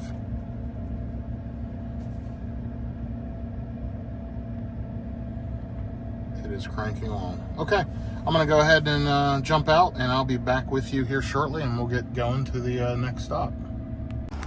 So it's quite a walk, you know, from the chargers, which are over here, to the Target, which is back here behind me. Great location, though. I love this one, other than the lack of 24-hour access. You know, it's super nice because they've got a couple of level 2 charge point chargers there. I thought they used to have a DC, you know, a CCS charger, but they've got the whole Tesla charging bank right here. I mean, just a great setup right off the highway, as you saw, and super easy to get in and out of. So pretty happy with it. Should be charged up pretty much till we get back to the Cybertruck. It takes 2 or 3 minutes to walk there and 2 or 3 minutes to walk back. So Cybertruck's looking pretty good overall. It needs a wash, I'm sure, but let's see what kind of speeds we're getting when we get back in.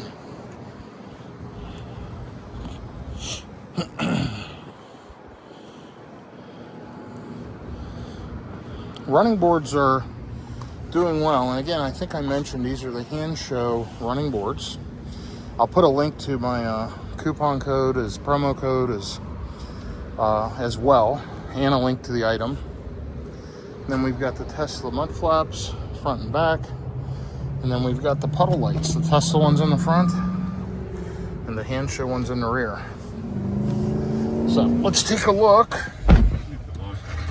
Wow, we're still charging at 168 kilowatts, and so we've got nice fast charging still going on. And we are 686 miles into the trip so far. 484 watt hours per mile, 5,269 miles lifetime, 454 watt hours on that. And this last leg, 478 watt hours per mile. So Just about ready to go. So right now, if I take off, I get to the EVgo station with 22%. I'm going to let it finish for 1 minute. It doesn't matter. I'm not going to get that much faster speeds. I'm still below 50%, so this thing's cranking. But what it's doing is trying to get me here with 10%. So it's ignoring the fact that I'm going to plug in. So I could skip the EVgo station totally. I'm just going to pop in there for a quick splash, throw 5-10 minutes on so that I get to the hotel with 30-40% in case I need to use Sentry mode, in case the chargers aren't available or whatever. There is a Electrify America right off that same exit, so it's not that big of a deal. But I'm going to unplug here in just a second and hit the road. I'll be back with you shortly. So according to my data, I charged a total of 11 minutes at the last stop. It didn't seem like I was there that long, but that's what it shows. And I've got less than an hour to the next stop. So I'm just jumping back on I-40. Came right out of that charger and right down here to the on-ramp. And yeah, super easy. Glad I'm almost there. Like I said, I'm going to pop off here at this stop in Gordonsville. It's a EVgo 350. My goal there is just get a quick charge to be able to hit the road and get to the hotel. So that's the plan right now. We'll see how all that pans out, and I'll be back with you here momentarily. So you may wonder, why am I going to make this last stop? Because if I get to the hotel and they have charging, I can just plug in. There's an Electrify America there. So my EVgo charging's free. The hotel, there's multiple, I think there's 4 different chargers there. Last time I was there, if I recall, but only one of the 4 was free. The other 3 you paid for. But also I like to immediately have Sentry mode on, especially with everything going on with Tesla right now and all the political stuff and people flipping me off and people vandalizing others' vehicles. I'd like to have cameras activated. And to do that, you have to be above 20% battery. So I'm going to arrive at this EVgo charging station at 24%. I'm going to plug in. I'm going to throw a few minutes of juice in, and I'm going to take off. I don't know that I'll even walk into the place. I'm only 31 minutes from there now. We're riding along at highway speeds here. I'm not even keeping up with traffic generally. And so let me give you a little stat update. I've been driving for 20 minutes since the last charge, 466 watt hours per mile, and 707 miles total with 483 watt hours per mile. So I've really driven quite a bit today. I've got another 35 miles to go to this charger, and then I think it's about 20 miles to the hotel, roughly, so we'll see. But I'm going to be there shortly. I will update you here as I'm getting plugged into the EVgo charger. I'll try to get a video of getting off the exit and show you what that looks like.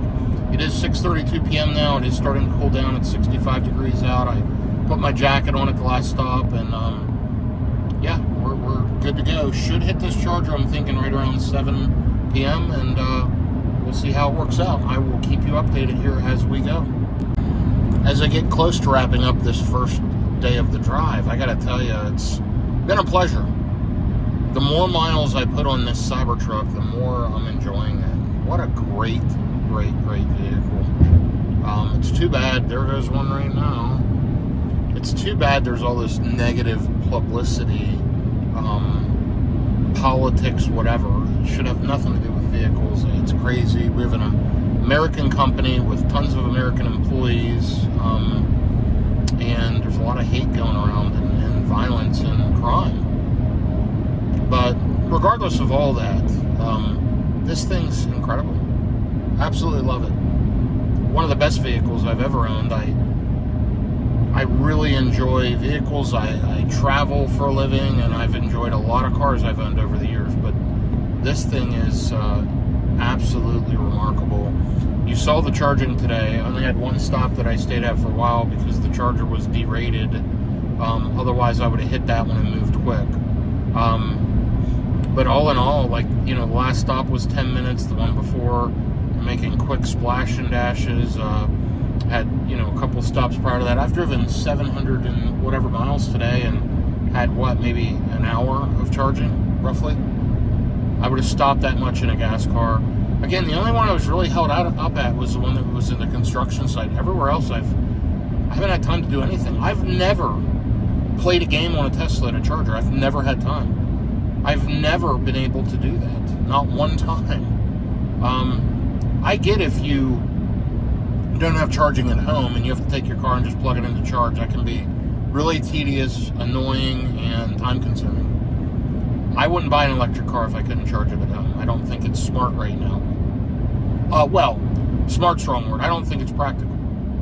It takes too long to go charge. So I can see how families are traveling together. People get on the screen and play games while they're at the charger, whatever. But when I travel, I need all that time. And when my wife's with me, we need all that time. It's really been great. I like how it trips plans. You know, obviously you've seen I change it around logistically. I pick different stops. I optimize somewhat. And I look at charging speeds and all that. And I do plan efficient trips. But I enjoy that part of it. I mean, for me, this is fun. I don't think it probably would be for most people. They would just plug in the destination and do what the car tells them to do. And in many cases, the car tells them to stop for 45 minutes or an hour or whatever. So, you know, I get it. But just kind of giving you my thoughts for the day, I'll have driven, 750 plus miles today, 770 miles. And it's been fun. I've loved it. Loved every minute of it. Love the Cybertruck and really enjoy what Tesla's doing here. So I should be to this exit in 19 minutes. I'm at 494 watt-hours per mile. You've seen I'm cruising at highway speeds here for sure, which is killing consumption, but that's fine. It is pretty windy right now. I can feel the wind whipping on the front. I think I've got a headwind pushing against me. But anyway, been a good day. As the sun's going down and just been absolutely beautiful. I'm going to hit this charger, get a quick splash. I probably be there maybe 10 minutes, and we'll go from there. I'll be back with you momentarily. Another note, I love the DC fast charging preconditioning to non-Tesla chargers. This is great. Preconditioning battery fast charging. All I did is punched in EVgo, Gordonsville. It came up, and now it knows to precondition there. That's wonderful. I'm almost there, 13 minutes to go, but I just wanted to share that just popped up, and that means it'll be optimized again. And so far, this thing's done amazing all day. I have no doubt that it'll do amazing here at this last charger. I just looked on the EVgo app, and all four plugs are available, and 2 chargers, 2 handles each, and all 4 handles are available. It's 2 350 kilowatt chargers with split 175s. So hopefully nobody else pulls in and I don't have to share power, but I'm just going to get a quick top up either way. Even if they would pull in, I can still pull 160, 170, whatever. It'll be fine. But let's see what happens. We'll be there momentarily. Okay, I'm just getting off the getting off the highway, off the exit. The Pilot is over here on the right, and I'm trying to remember. I think the chargers are like out front. Let's take a look. Yeah, they are. They're right on the outer edge here. We're going to go in right here at the truck entry and turn left.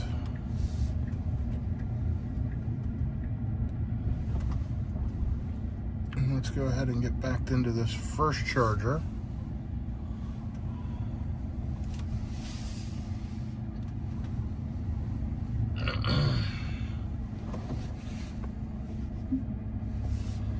Okay, backing up here.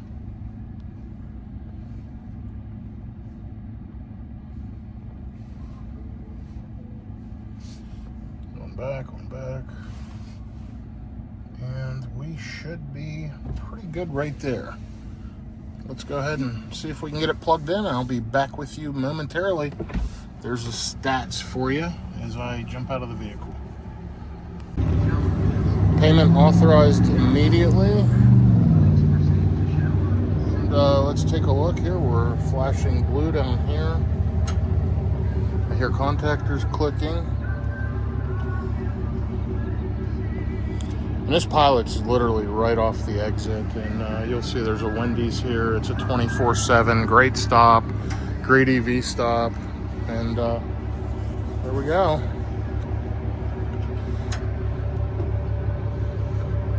Let's see what kind of juice we can get at 23%.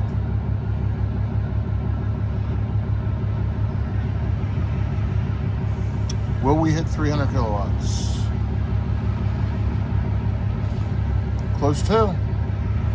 Okay, great. I'm happy with that. I'm going to go in and actually going to take a break, and that way I save time later. So I'll be back with you momentarily. Okay, let's see how we're doing. Just came back, been here almost 4 minutes. Pulled in about 17 kilowatt hours of energy in 4 minutes, and there you go. Still pulling 217 kilowatts, so let's jump in the car.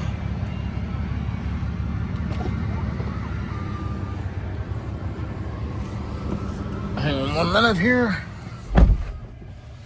Okay.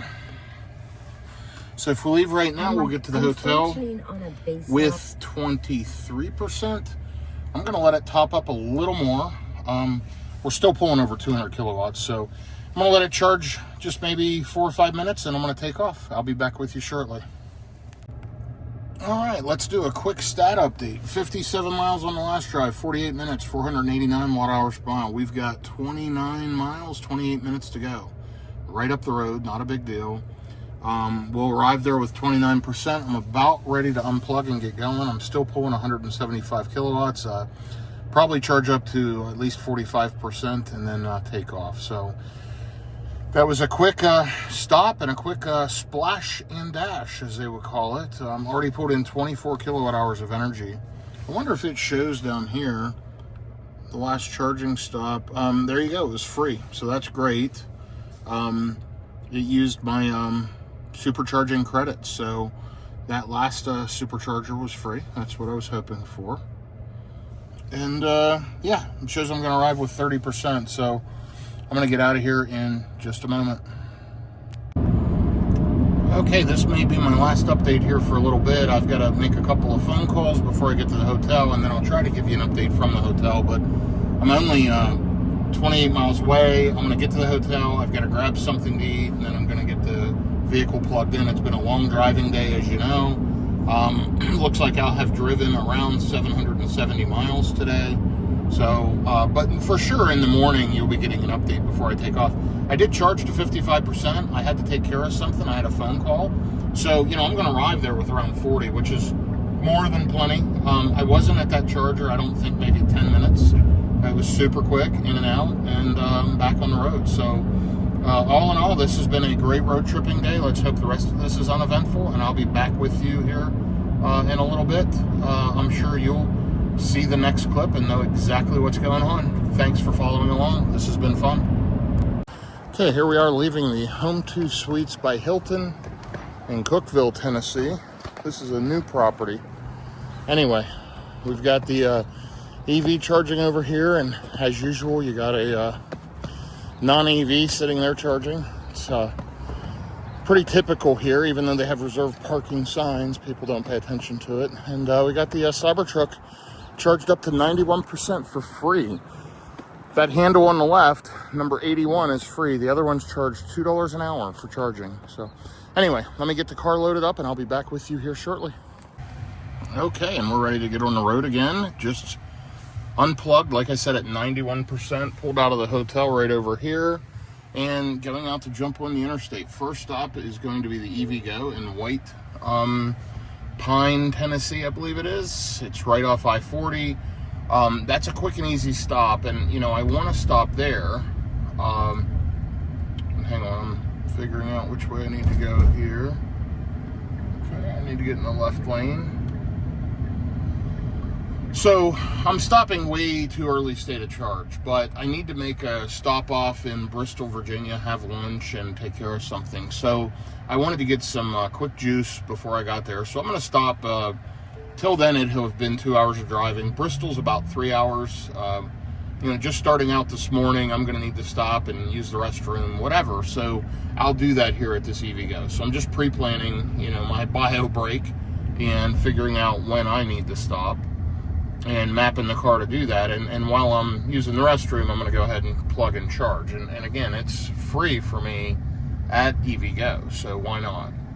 Anyway, 60 degrees out this morning. Actually, pretty nice day so far.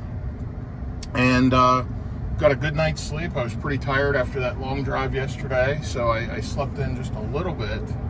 And now I'm on the road again. It is we'll call it 9:30 a.m., 9:27 that I'm taking off. My destination for today is Roanoke, Virginia. We'll see how far that, we'll see how far. We'll see what time I get there. I've got to stop in Bristol for a couple of hours, so I'm figuring I'll hit Roanoke, 4 or 5 p.m., something like that. Bristol has tons of charging opportunities. The place I'm meeting, or not meeting, but the place I'm having lunch and got to stop at has some level 2 charging. I'll try to plug in. And then there's another EVgo just past that area. There's one up in Wytheville, Virginia. It's maybe an hour or so from Roanoke. So we'll figure it out. All I know for now is this is my next stop in 137 miles. Starting out this morning, you'll see the efficiency is terrible, just getting out on the highway and getting the car warmed up. But that too will change. Loving the Cybertruck, and enjoyed the stay there at the Home 2 Suites. It was clean. It was easy. I had a digital key, and then they had that one charger that was free, and I was able to get into, which was absolutely great. So pleased to have that, and pleased to be back on the road. I'll keep you updated. So I've been riding along for a little over a half an hour, 100% been running on FSD since the last video clip.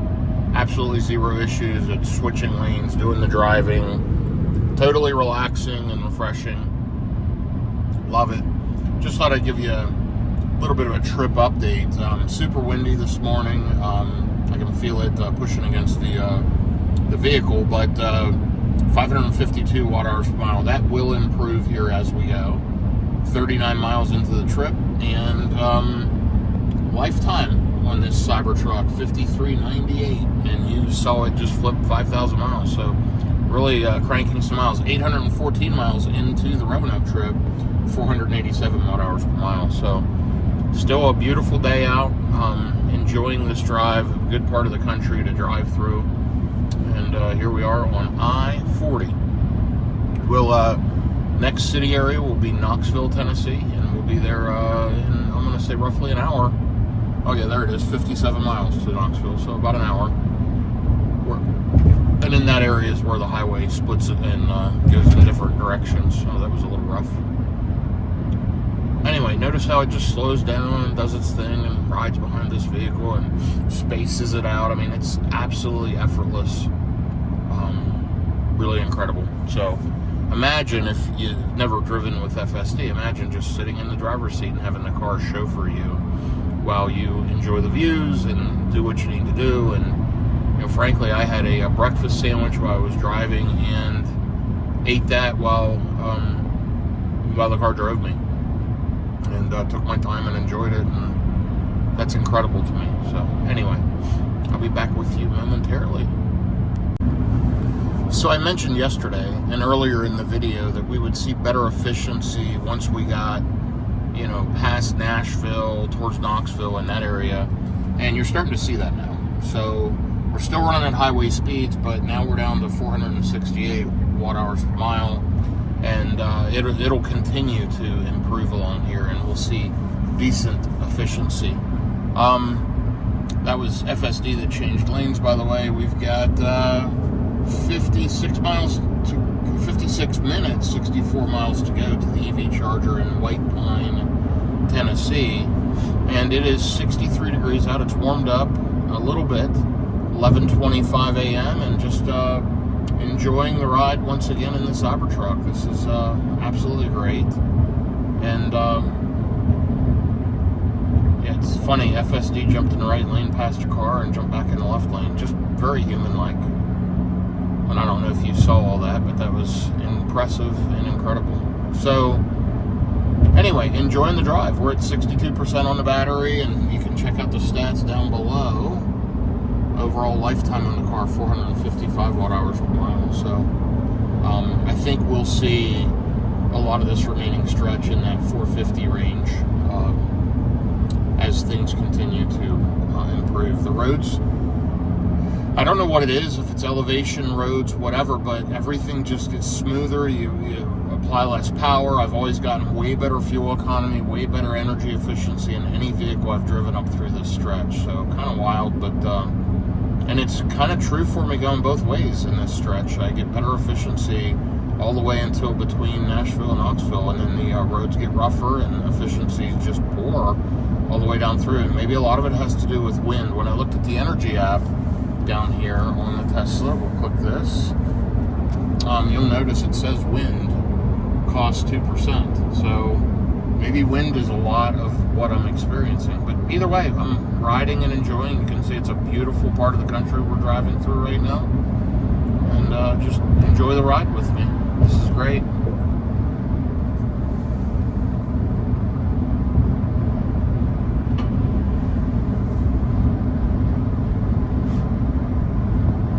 One thing I'm interested to see, I'm going to go ahead and have my tires rotated while I'm in Roanoke, Virginia. And, I'll be just under 6,000 miles. I want to rotate them. I also want to check the wear. Are they wearing evenly? Do we have any issues there? I am running, pretty good on the tire pressure, about 4 pounds over, which is what I like to do. 4 pounds over the recommended cooled. And by the way, the car just did all the braking there. I checked the rear view mirror, but for whatever reason, we slowed way down here, and the car handled it. So that was pretty impressive. But there you saw it just jumped in the right lane again to get around cars, which is kind of wild. But I'm going to let it do its thing. It's having fun, and it's driving me. So all good, Tesla. So there it's jumping in between two cars. That is crazy. Wow. Very human-like and amazing. I wouldn't even have done that, to be honest. I would just rode here in the left lane and went with it. But it jumped in the right, went around, and jumped back in the left. So anyway, great job, Tesla. It's impressive. FSD's great. This vehicle's great. And enjoying the drive here on this beautiful Sunday in late March. I have no idea why. And notice vehicles are braking. The Cybertruck will brake and handle it. But I have no idea why. Traffic is so heavy. It's a Sunday. It's 11:30. I'm not near any major city. I mean, okay, I'm on the outskirts of Knoxville, but I've absolutely never seen traffic like this in my life on I-40. And I've driven I-40 for 30 plus years. I don't know. I don't know what's going on, but I noticed it yesterday too. Very, very heavy traffic at odd times. So I have no idea what's going on. Maybe spring break for some people. Maybe vacation time. Maybe it's unseasonably warm weather and people are getting out. I don't know, but there's no holiday right now. I'm not sure what's driving this. But anyway, maybe it's everybody going to lunch. Making good progress here. 49 minutes left, 55 miles. 463 watt hours per mile. As I mentioned, it's going to improve, and it sure is. So it's dropped the lifetime down to 454 because we're getting pretty darn good efficiency now. So just riding along and letting FSD do its thing as I enjoy the drive here in the Cybertruck. Okay, here's another update. It just started preconditioning the battery for fast charging. Once again, I just punched in EVgo in White Pine, Tennessee, and it knows that I'm going to a DC fast charger, and it knows to precondition, which is awesome. Thank you, Tesla, for correcting that. We're down to 460 watt hours per mile. Things are improving, and it's just weird. I don't know if you can hear it. It's very, very quiet, smooth, not a ton of wind. It has to be wind, has to be the difference in that previous section all the way up through. Just the vehicle runs so smooth through this section. It's effortless driving through here, and it has to be wind as a differentiator. Anyway, 11:37 a.m. It's down up to 64 degrees, turning out to be a pretty nice day. I expected it to be colder in this area, but let me adjust my speed set there. Okay. Anyway, yeah, I expected it to be colder, but it's not, and that's great. So I'm going to enjoy this drive. I'm going to get to this EVgo charger and top the Tesla up. And then on to the next one, which is in the Bristol, Virginia area. I'll probably potentially hit a Tesla supercharger real quick before I go to my errand and go take care of what I got to take care of. And I've got lunch in Bristol, so we'll see. We'll see how it goes. But anyway, be back with you here shortly. This is the very, very smooth part of the ride. Okay, we are riding along. Made it through Knoxville completely on FSD. Been on FSD since the last video clip.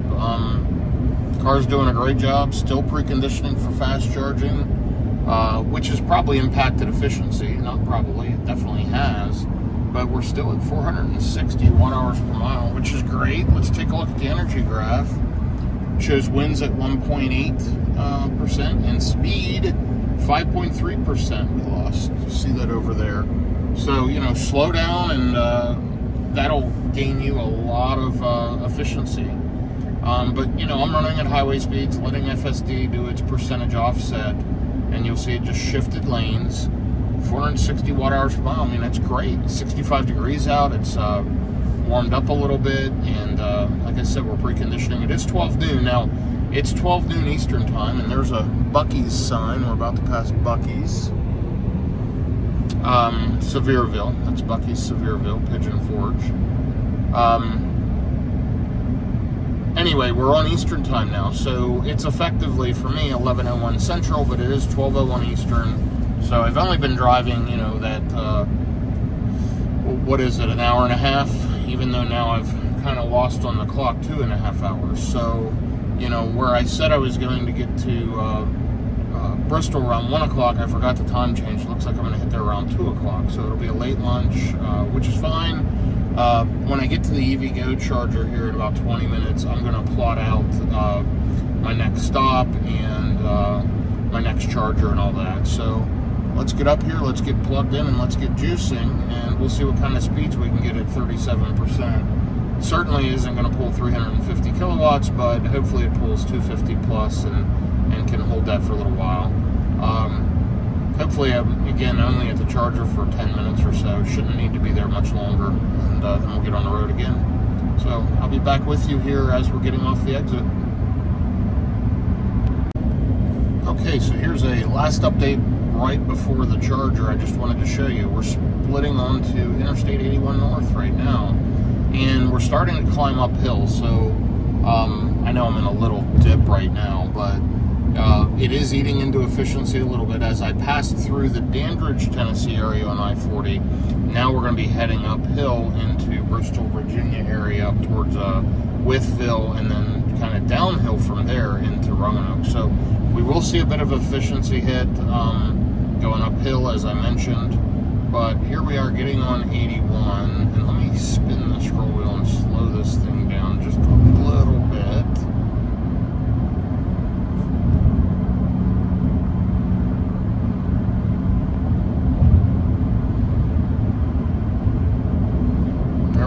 So FSD is doing the job. We are 3.5 miles from the exit, and I'll be back with you here as we're getting off the exit to charge up. So more details to follow here in just a couple of minutes. Okay, I thought you might want to ride along with me here as we get off the exit, and you'll see down below here, we're about a mile from the exit. 136 miles, 463 watt-hours per mile.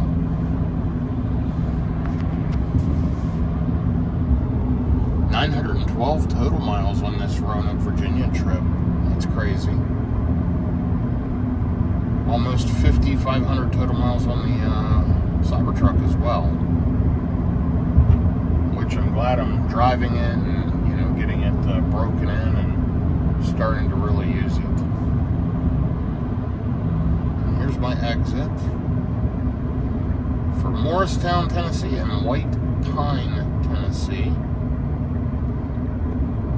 So it shows we're going to get off the exit and go right. and then make a left into the truck stop, which is a Pilot truck stop. We're going to look for the blue canopy or the blue Chargers. And I don't see them initially here getting off the exit, but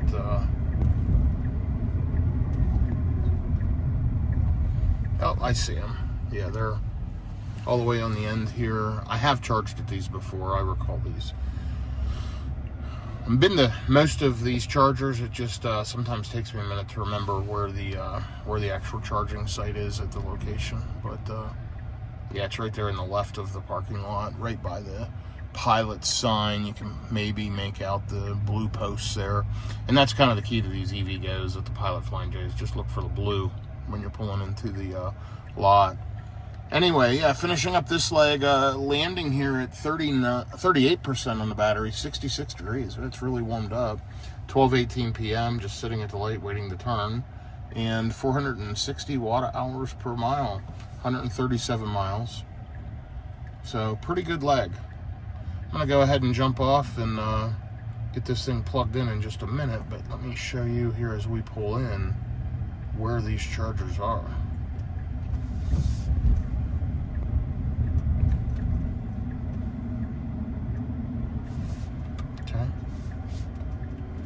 We're going to go in this RV entry.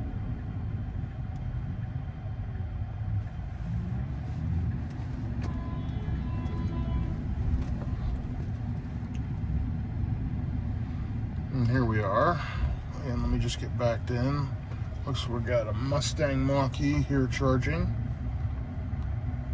By the way, I had plenty of room to cut across there. It's just this is rural area and people aren't used to that, so, and I'm used to driving all over the country, including cities, so I make a move when I can, and it's as long as I'm not slowing somebody down, and I did not. But anyway, let me go ahead and get this thing plugged in, and I'll be back with you momentarily. So I just plugged it in about 2 seconds ago. It immediately said payment authorized. There's my next to CCS adapter. We are connecting. Let's take a look in the Cybertruck and we'll see what it says. Okay, it's showing starting to charge. In a minute that'll switch to charging. There we go. And now we're ramping up. 107. 168, 180, 190, 200, 240, 250, 260, 270. And you'll notice this thing ramps up actually quicker than the Tesla superchargers. They ramp up fairly slowly, but they start charging immediately. So just different methodology, but we're pulling 250 plus kilowatts. So let me go in, use the restroom, and then I'm going to come back and do some trip planning, and I'll figure out where we're going from here. Okay, just got back out to the car, cleaned the windshield off a bit, and let's see where we're at. We've been charging for 7 minutes. We got 21 kilowatt hours of energy. Still pulling 145 kilowatts. And I'm going to jump in and do a little route planning, and I'll be back with you once I figure out what's going on. Okay, so this is a nice stop, by the way. Clean restrooms. There's a McDonald's, a Cinnabon. It's out of Pilot. Subway's right across the street. Got these chargers here. They're working fantastic. I'm still pulling 134 kilowatts. I'm almost to 60%. Been here maybe 10 minutes. I just plugged in. I'm headed to Bristol, Virginia. I'm just navigated to the Hard Rock Hotel. I've got to stop there for lunch, and I've got to run a couple errands. There are chargers all around that area, and there are chargers in the parking lot. So I'm going to let this charge for just another couple of minutes while I make a couple of phone calls and clean up my email and take care of something. And then I'm going to unplug and go. This is a stretch where I'm headed uphill, so I may not, keep this exact number when I arrive. So I'd like to see that or between 35 and 40. That way Sentry Mode can work while I'm in having lunch and doing the things I need to do and take care of. And then I'll probably charge after that on the way to Roanoke, Virginia. There is another EV Go along the way in Fort Chiswell, so let me add that in. EV Go Fort shows well. There it is. And we're adding that as a stop. We're editing. We're going to do this. Done. And see, it'll want me to stop in Abington or somewhere to get a quick 5-minute top up. Now, let me do this and just see if I can remove charging stops. And let's see what it displays there. So right now, if I take off, remove charging stops, there we go. Yeah, I could make it right now, even without charging in between. So anyway, let me grab this phone call, take care of a few things, and we'll go from there. So rolling along here at highway speeds, and let's take a look at the efficiency. 394 watt-hours per mile, even though I'm going uphill. Pretty incredible. And I have been rolling at highway speeds. I did charge up to above 70%. I think it was 73 or 74%. I was on the phone for a while. And so I'm going to arrive here to that Hard Rock with 51%. And then if I decide to, depending on what I can get charged, I'll go to the EV Go next, which is, I don't know, what is it, an hour from the Hard Rock, and I'll arrive there with 22%. So the goal is to get plugged in at the Hard Rock and then kind of go from there. So we'll see how that works out. Looks like I'm going to be there in about 45 minutes, arriving with 51% in 51 miles. 73 degrees out, 1:02 p.m. Absolutely beautiful day. Like I said, I did overcharge, but I'm okay with that, and I'll be back with you here shortly.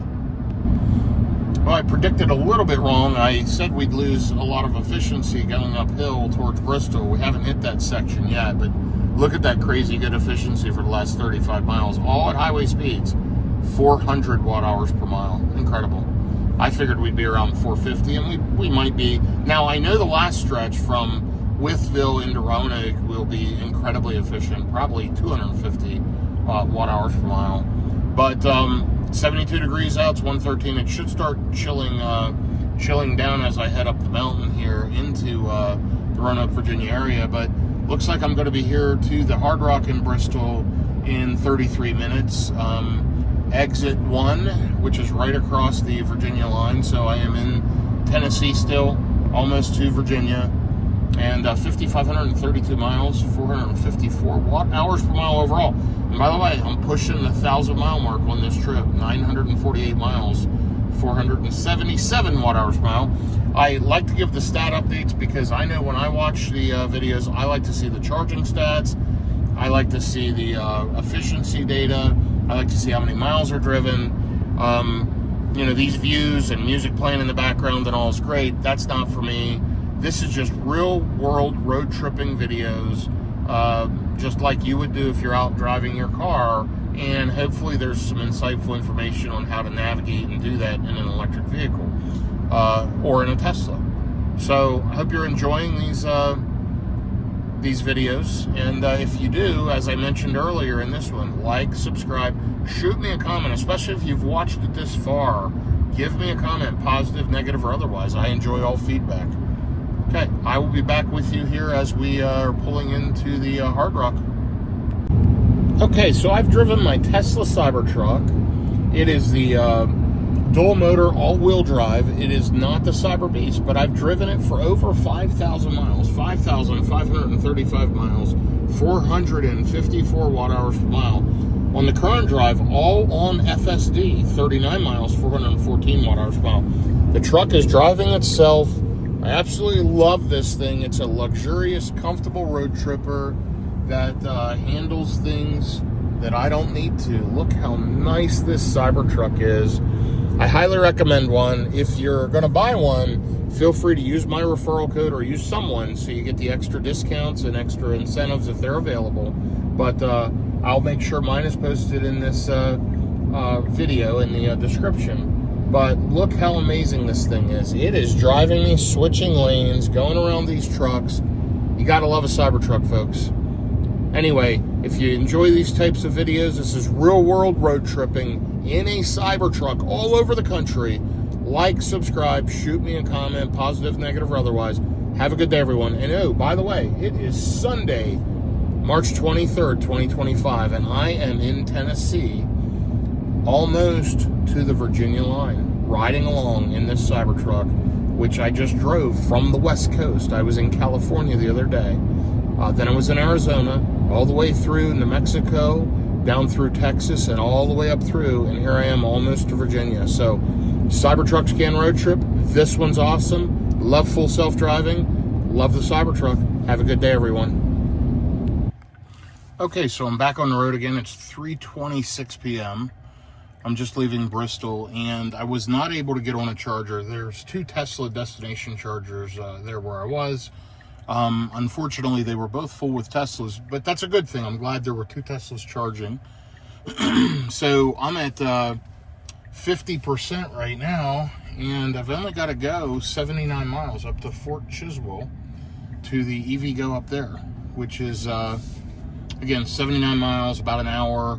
And it shows I'll arrive with about 21%. So good to go. I'm going to head that way.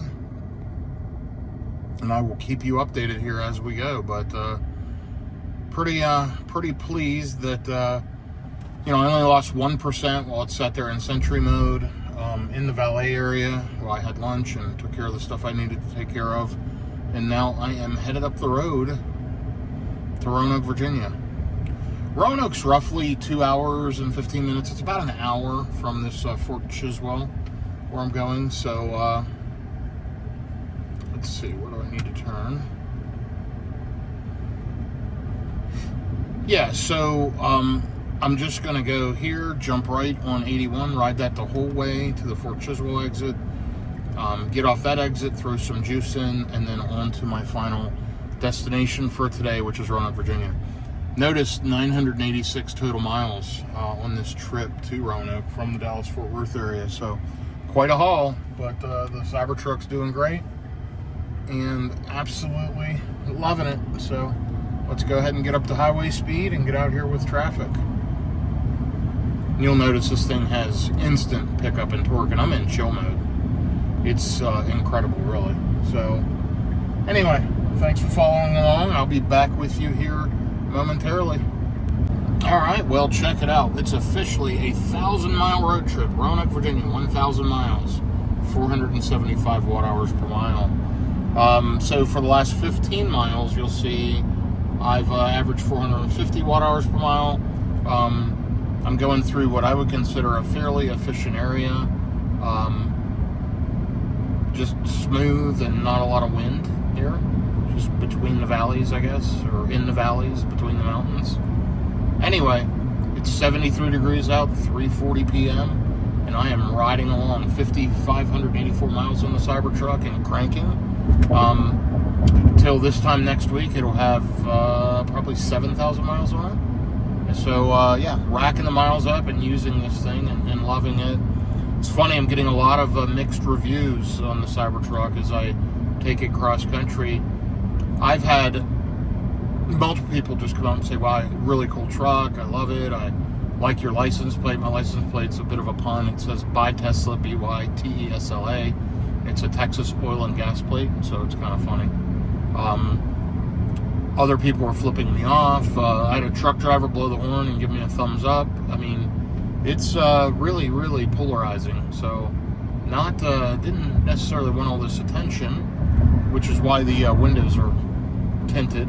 But anyway, fun to drive. I'm on the cross-country road trip here and just loving it. So anyway, 62 miles to go, about 54 minutes to get to Fort Chiswell to the EVgo and get juiced up. I'm sure it'll start preconditioning before I get there.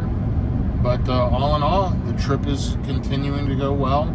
I expect to hit Roanoke, Virginia by 6 p.m. or so. And we'll see how that goes. But should be there very, very shortly. This is the final leg and fairly easy leg of the trip. Okay. And here is an update. 26 miles out, and it just started preconditioning the battery for fast charging. I'm loving that feature. I don't have to trick it anymore by plugging in nearby superchargers, which is amazing. and it looks like we're going to get there with around 22% in 24 minutes. We have driven 53 miles on this leg, 448 watt-hours per mile, and headed uphill currently. So that was down to around 419. And then the last charge, 126 miles, 425 watt-hours per mile. Overall on the Roanoke trip, 1,038 miles. Driving through a beautiful part of the country right now. It is cooling down. It's down to 68 degrees now, and it will get cooler as I head into Roanoke. But you also notice the grass is not green yet. The trees are still barren. The color change, the trees will start getting leaves on here very, very soon. And then in the fall, you can see the beautiful colors as you drive through this area. And if you look back on previous videos, you can find videos where I've done that on this same stretch. I've driven this from, across I-40 up to I-81 from Texas to Virginia many, many times. And this is kind of that final stretch. And it's funny how when you get into the last hour and a half, it always seems to take the longest. So this is definitely dragging out. Only a few minutes till this next charger, and I'll update you as we get there. I've charged at this one quite a few times. It's kind of on a hill. And there's two EVgo 350s, dual 175 simultaneous handles.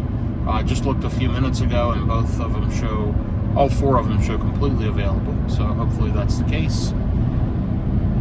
I am loving Auto Charge Plus. That's working great. So nice job with that EVgo. And I've been able to avoid Electrify America the whole time. I've only paid to charge one time in this 1,000-mile trip, about $11. Everything else has been complimentary. And it's been good. So I am going to continue riding, and I'll check back with you here in just a few minutes. Okay, I thought you might want to ride along as we head into the EVgo charger in Fort Chiswell, Virginia. And let's take a look. We're 1.9 miles away. I need to get over here. Let me just get past this car.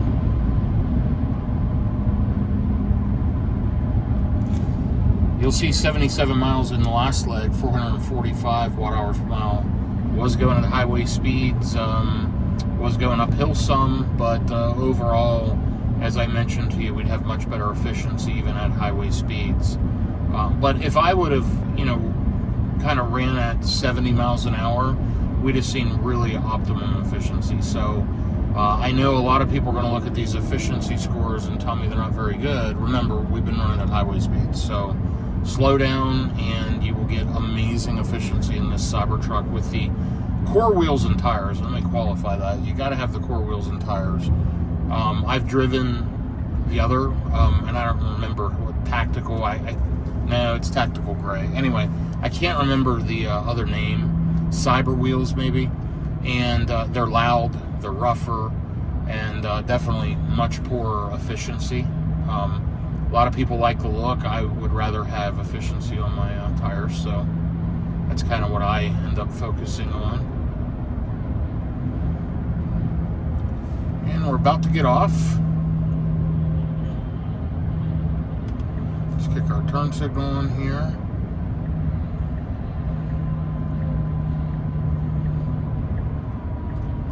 We're going to make a quick right at this light and then like an immediate left on the access road, if I recall.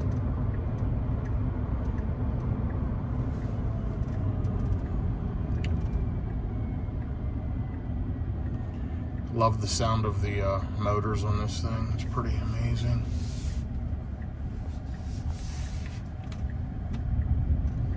And here we go. We're going to just go right across.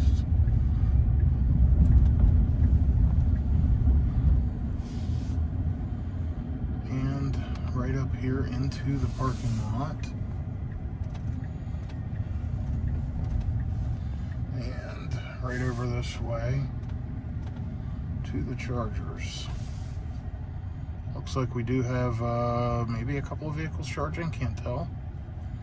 Yep, got a Rivian plugged in and a Hyundai something. I'm gonna pull in beside him and we're gonna share some power. So anyway, I'll be back with you here momentarily. Okay, I got plugged in and it popped up starting to charge. So, by the way, I just checked the EVgo app a little bit ago and there were no vehicles here. So, unfortunately, both of these vehicles must have just pulled in. So, we're going to be sharing power, but that is okay. And right here, we popped up to 150 kilowatts pretty much straight away. And it's probably going to hold not much faster than that. These are split 175s, but when it's sharing power, I've found I usually get about 150. So that's fine. We're going to let it charge a bit here. And I am going to the Hilton Garden in Roanoke, Virginia.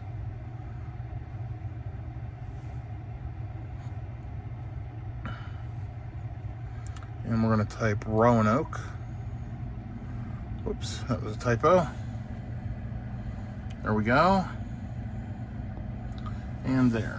That is our final destination for the day. Okay, and we're going to remove charging stops. This will give us a feel for how much juice we need. So if we leave right now, we get there with -2. There is the I there showing charge rate limited by charging station, which is fine. And anyway, I'm going to let this charge. I'm going to go use the facilities, and I'll be back with you here in a little bit. Okay, so here's an update. Been on the hook for 19 minutes. I went inside, used the facilities, and got a refreshment, and put in 45 kilowatt hours energy. He was top charging to 97%, so even though he was only pulling a few kilowatts, it splits the charger. So I didn't get above 150 kilowatts. I'm still charging at 131 kilowatts now. So let's take a look inside here. Okay. Shows if I leave right now, I will get to the Hilton Garden in Roanoke, Virginia with 33%. So I've got to decide, do I want to charge here for another few minutes or do I want to stop along the way? So I'm going to take a look and I'll be back with you here once I decide what I'm going to do. So I thought I'd give you a stat update as I finish charging here. I just got a phone call right after I shot that last quick video and just hung up the call. So now I'm already up to 72%. It's still pulling 90 kilowatts, and it shows I'll arrive to the Hilton Garden in Roanoke, Virginia with 47%, which is plenty for, overnight at the hotel. So I'm happy with that. I'm going to go ahead and get unplugged. Let's take a look at the stats on the charger. And it looks like we put 63 kilowatt hours of energy into the pack. Let's see what it says out here. 65 kilowatt hours dispensed, 30 minutes. So I've been here quite a while. Let's hit stop charge, end session. There we go, I'm gonna get unplugged.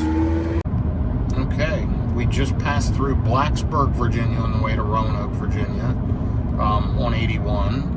And it wants to come up here and in 22 miles, turn right on 581 south to head down towards on the south end of Roanoke, which is where the Hilton Garden is. Up on the peak.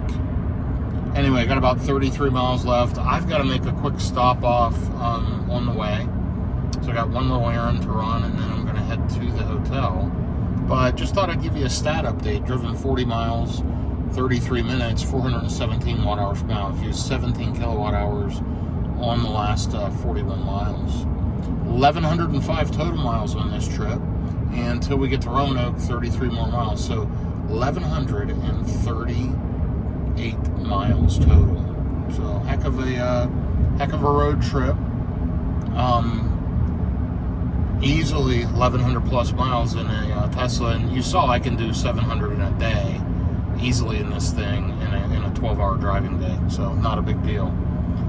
Anyway, it's doing well. It's 65 degrees out, so it is chilling out just a little bit, and it is 5:39 p.m. Eastern time. So until I stop and run my errand and get to the hotel, it'll probably be right before 7, and then I'll get settled in, relax, and then I've got a bunch of work to do. Starting when I get in the hotel room on my laptop, I got work to do. So it's going to be busy. I've got a busy week planned. and I'll be running around all week. I won't have an opportunity to film, but I've got to make a trip to Charlotte midweek, and then I'll be leaving the Roanoke, Virginia area on Friday, headed back towards Dallas-Fort Worth, and I have no idea what time I'll be able to leave Friday or how far I'll be able to go. And or am I going to try to make it all the way home on Saturday? Probably not. So I'll probably split it up amongst a couple of nights because I'm going to be leaving late in the day from Roanoke. But we'll see. Time will tell. In the meantime, I'm going to relax and enjoy the rest of this drive, and I will attempt to give you a final trip update here as we get to the Hilton Garden Inn in Roanoke, Virginia. More details to follow. So I wanted to give you an update. I decided to stop at the Supercharger in Salem, Virginia on Apperson Drive for just a minute. I need to go in and get something at the Sheets, and I'll just plug in while I'm there. Why not? So it is preconditioning the battery, but that'll wipe out my efficiency numbers. But I wanted to show you what I was talking about earlier. Running at highway speeds, 61 miles, 373 watt-hours per mile. Absolutely incredible efficiency running at highway speeds, up and down through the mountains, no wind, and just incredible efficiency. So overall on the trip, 1,126 miles, 467 watt-hours per mile. So doing really, really good. I'm in Salem now. I'm headed to the Sheets. I'm going to get plugged in. Thought you might want to follow along here for another couple of minutes, and I'll be there. But I can hear the HVAC fans ripping now because it's, preconditioning the battery. Can you hear that?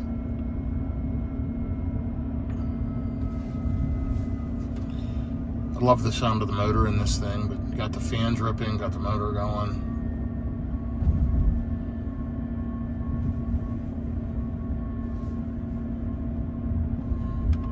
Okay, it looks like I need to go straight here. And then we'll go left over the bridge.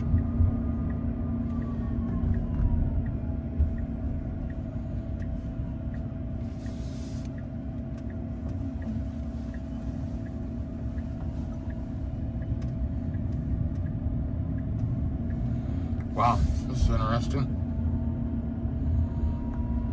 Yeah, they've got that whole bridge ripped out, and we're sharing one bridge now.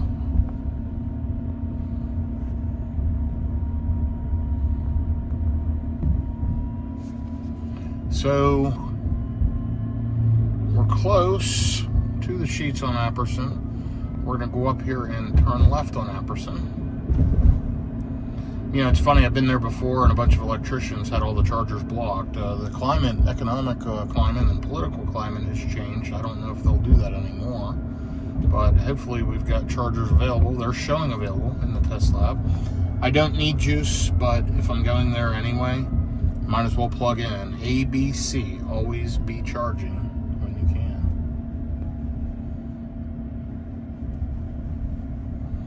It's so slow going through here.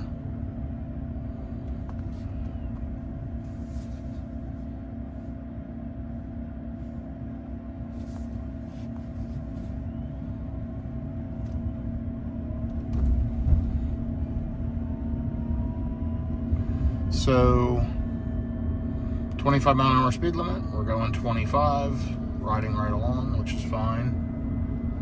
And I turn left in 0.8 of a mile. And then I'll turn right into the Sheets. I've got to turn left at the light up here. Charged at the Sheets quite a few times. This is a newer V3. Prior to that, they had a V2 in Salem, and then this one popped up maybe 2 years ago. Prior to that, I always had to charge at the V2, which was 150 kilowatt. Much closer to the interstate, though. This one's a little ways off, so isn't super practical for interstate travel. But because of the route I take and where I'm staying in Roanoke, I can pass right by this. So I've got to stop here, plug in for a few minutes, run in and grab something, and then I got to run one errand, and then I'm going to head to the hotel. Part of the reason I wanted to show you this clip to see the efficiency and whatnot is it'll wipe it out when I plug in to charge. So we'll lose this leg. We'll still have the overall trip, and you can see lifetime on the vehicle's improved now to 453 watt-hours per mile. That was up to 455. So Overall, on average, you can say I get about 450 watt hours per mile on this Tesla Cybertruck.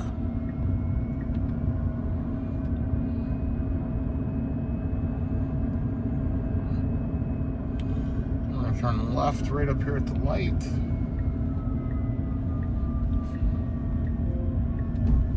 And then we're going to turn right into Sheets.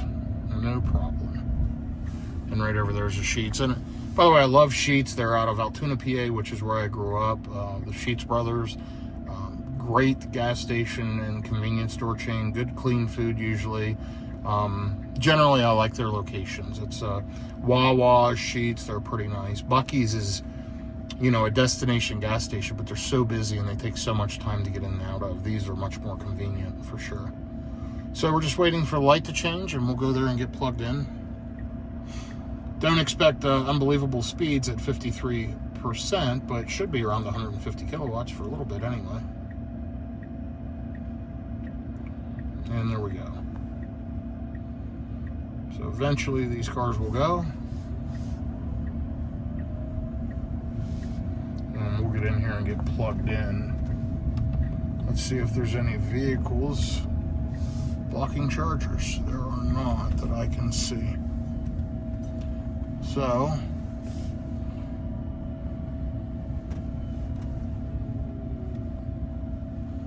let's go ahead and get plugged into 1B.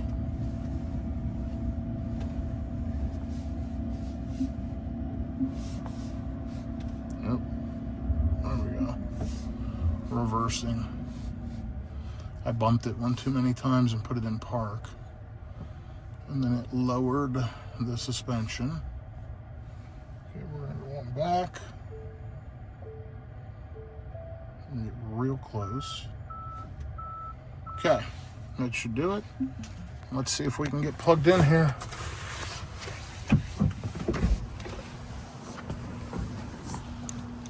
Hand show running boards really have been nice.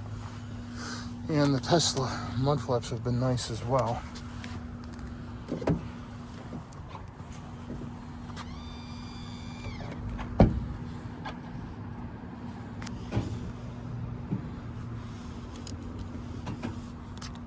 Heard it clicking, we should have green. There we go. And it'll ramp up here pretty quickly.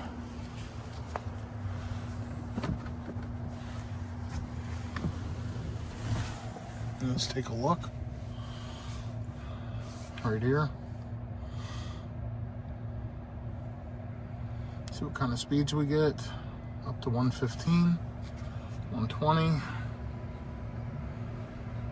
122. Okay. It'll probably pick up a little more. Let me go do my stuff. I won't be here long and I'll be back with you. All right, and I've just been at Sheets, I don't know, 3 or 4 minutes, got what I needed to, and getting ready to head out.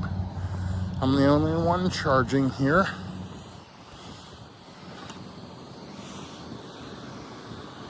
I don't even have to check my charge percentage. I'm just gonna hit the button, unplug, and take off. So let me show you kind of how that works.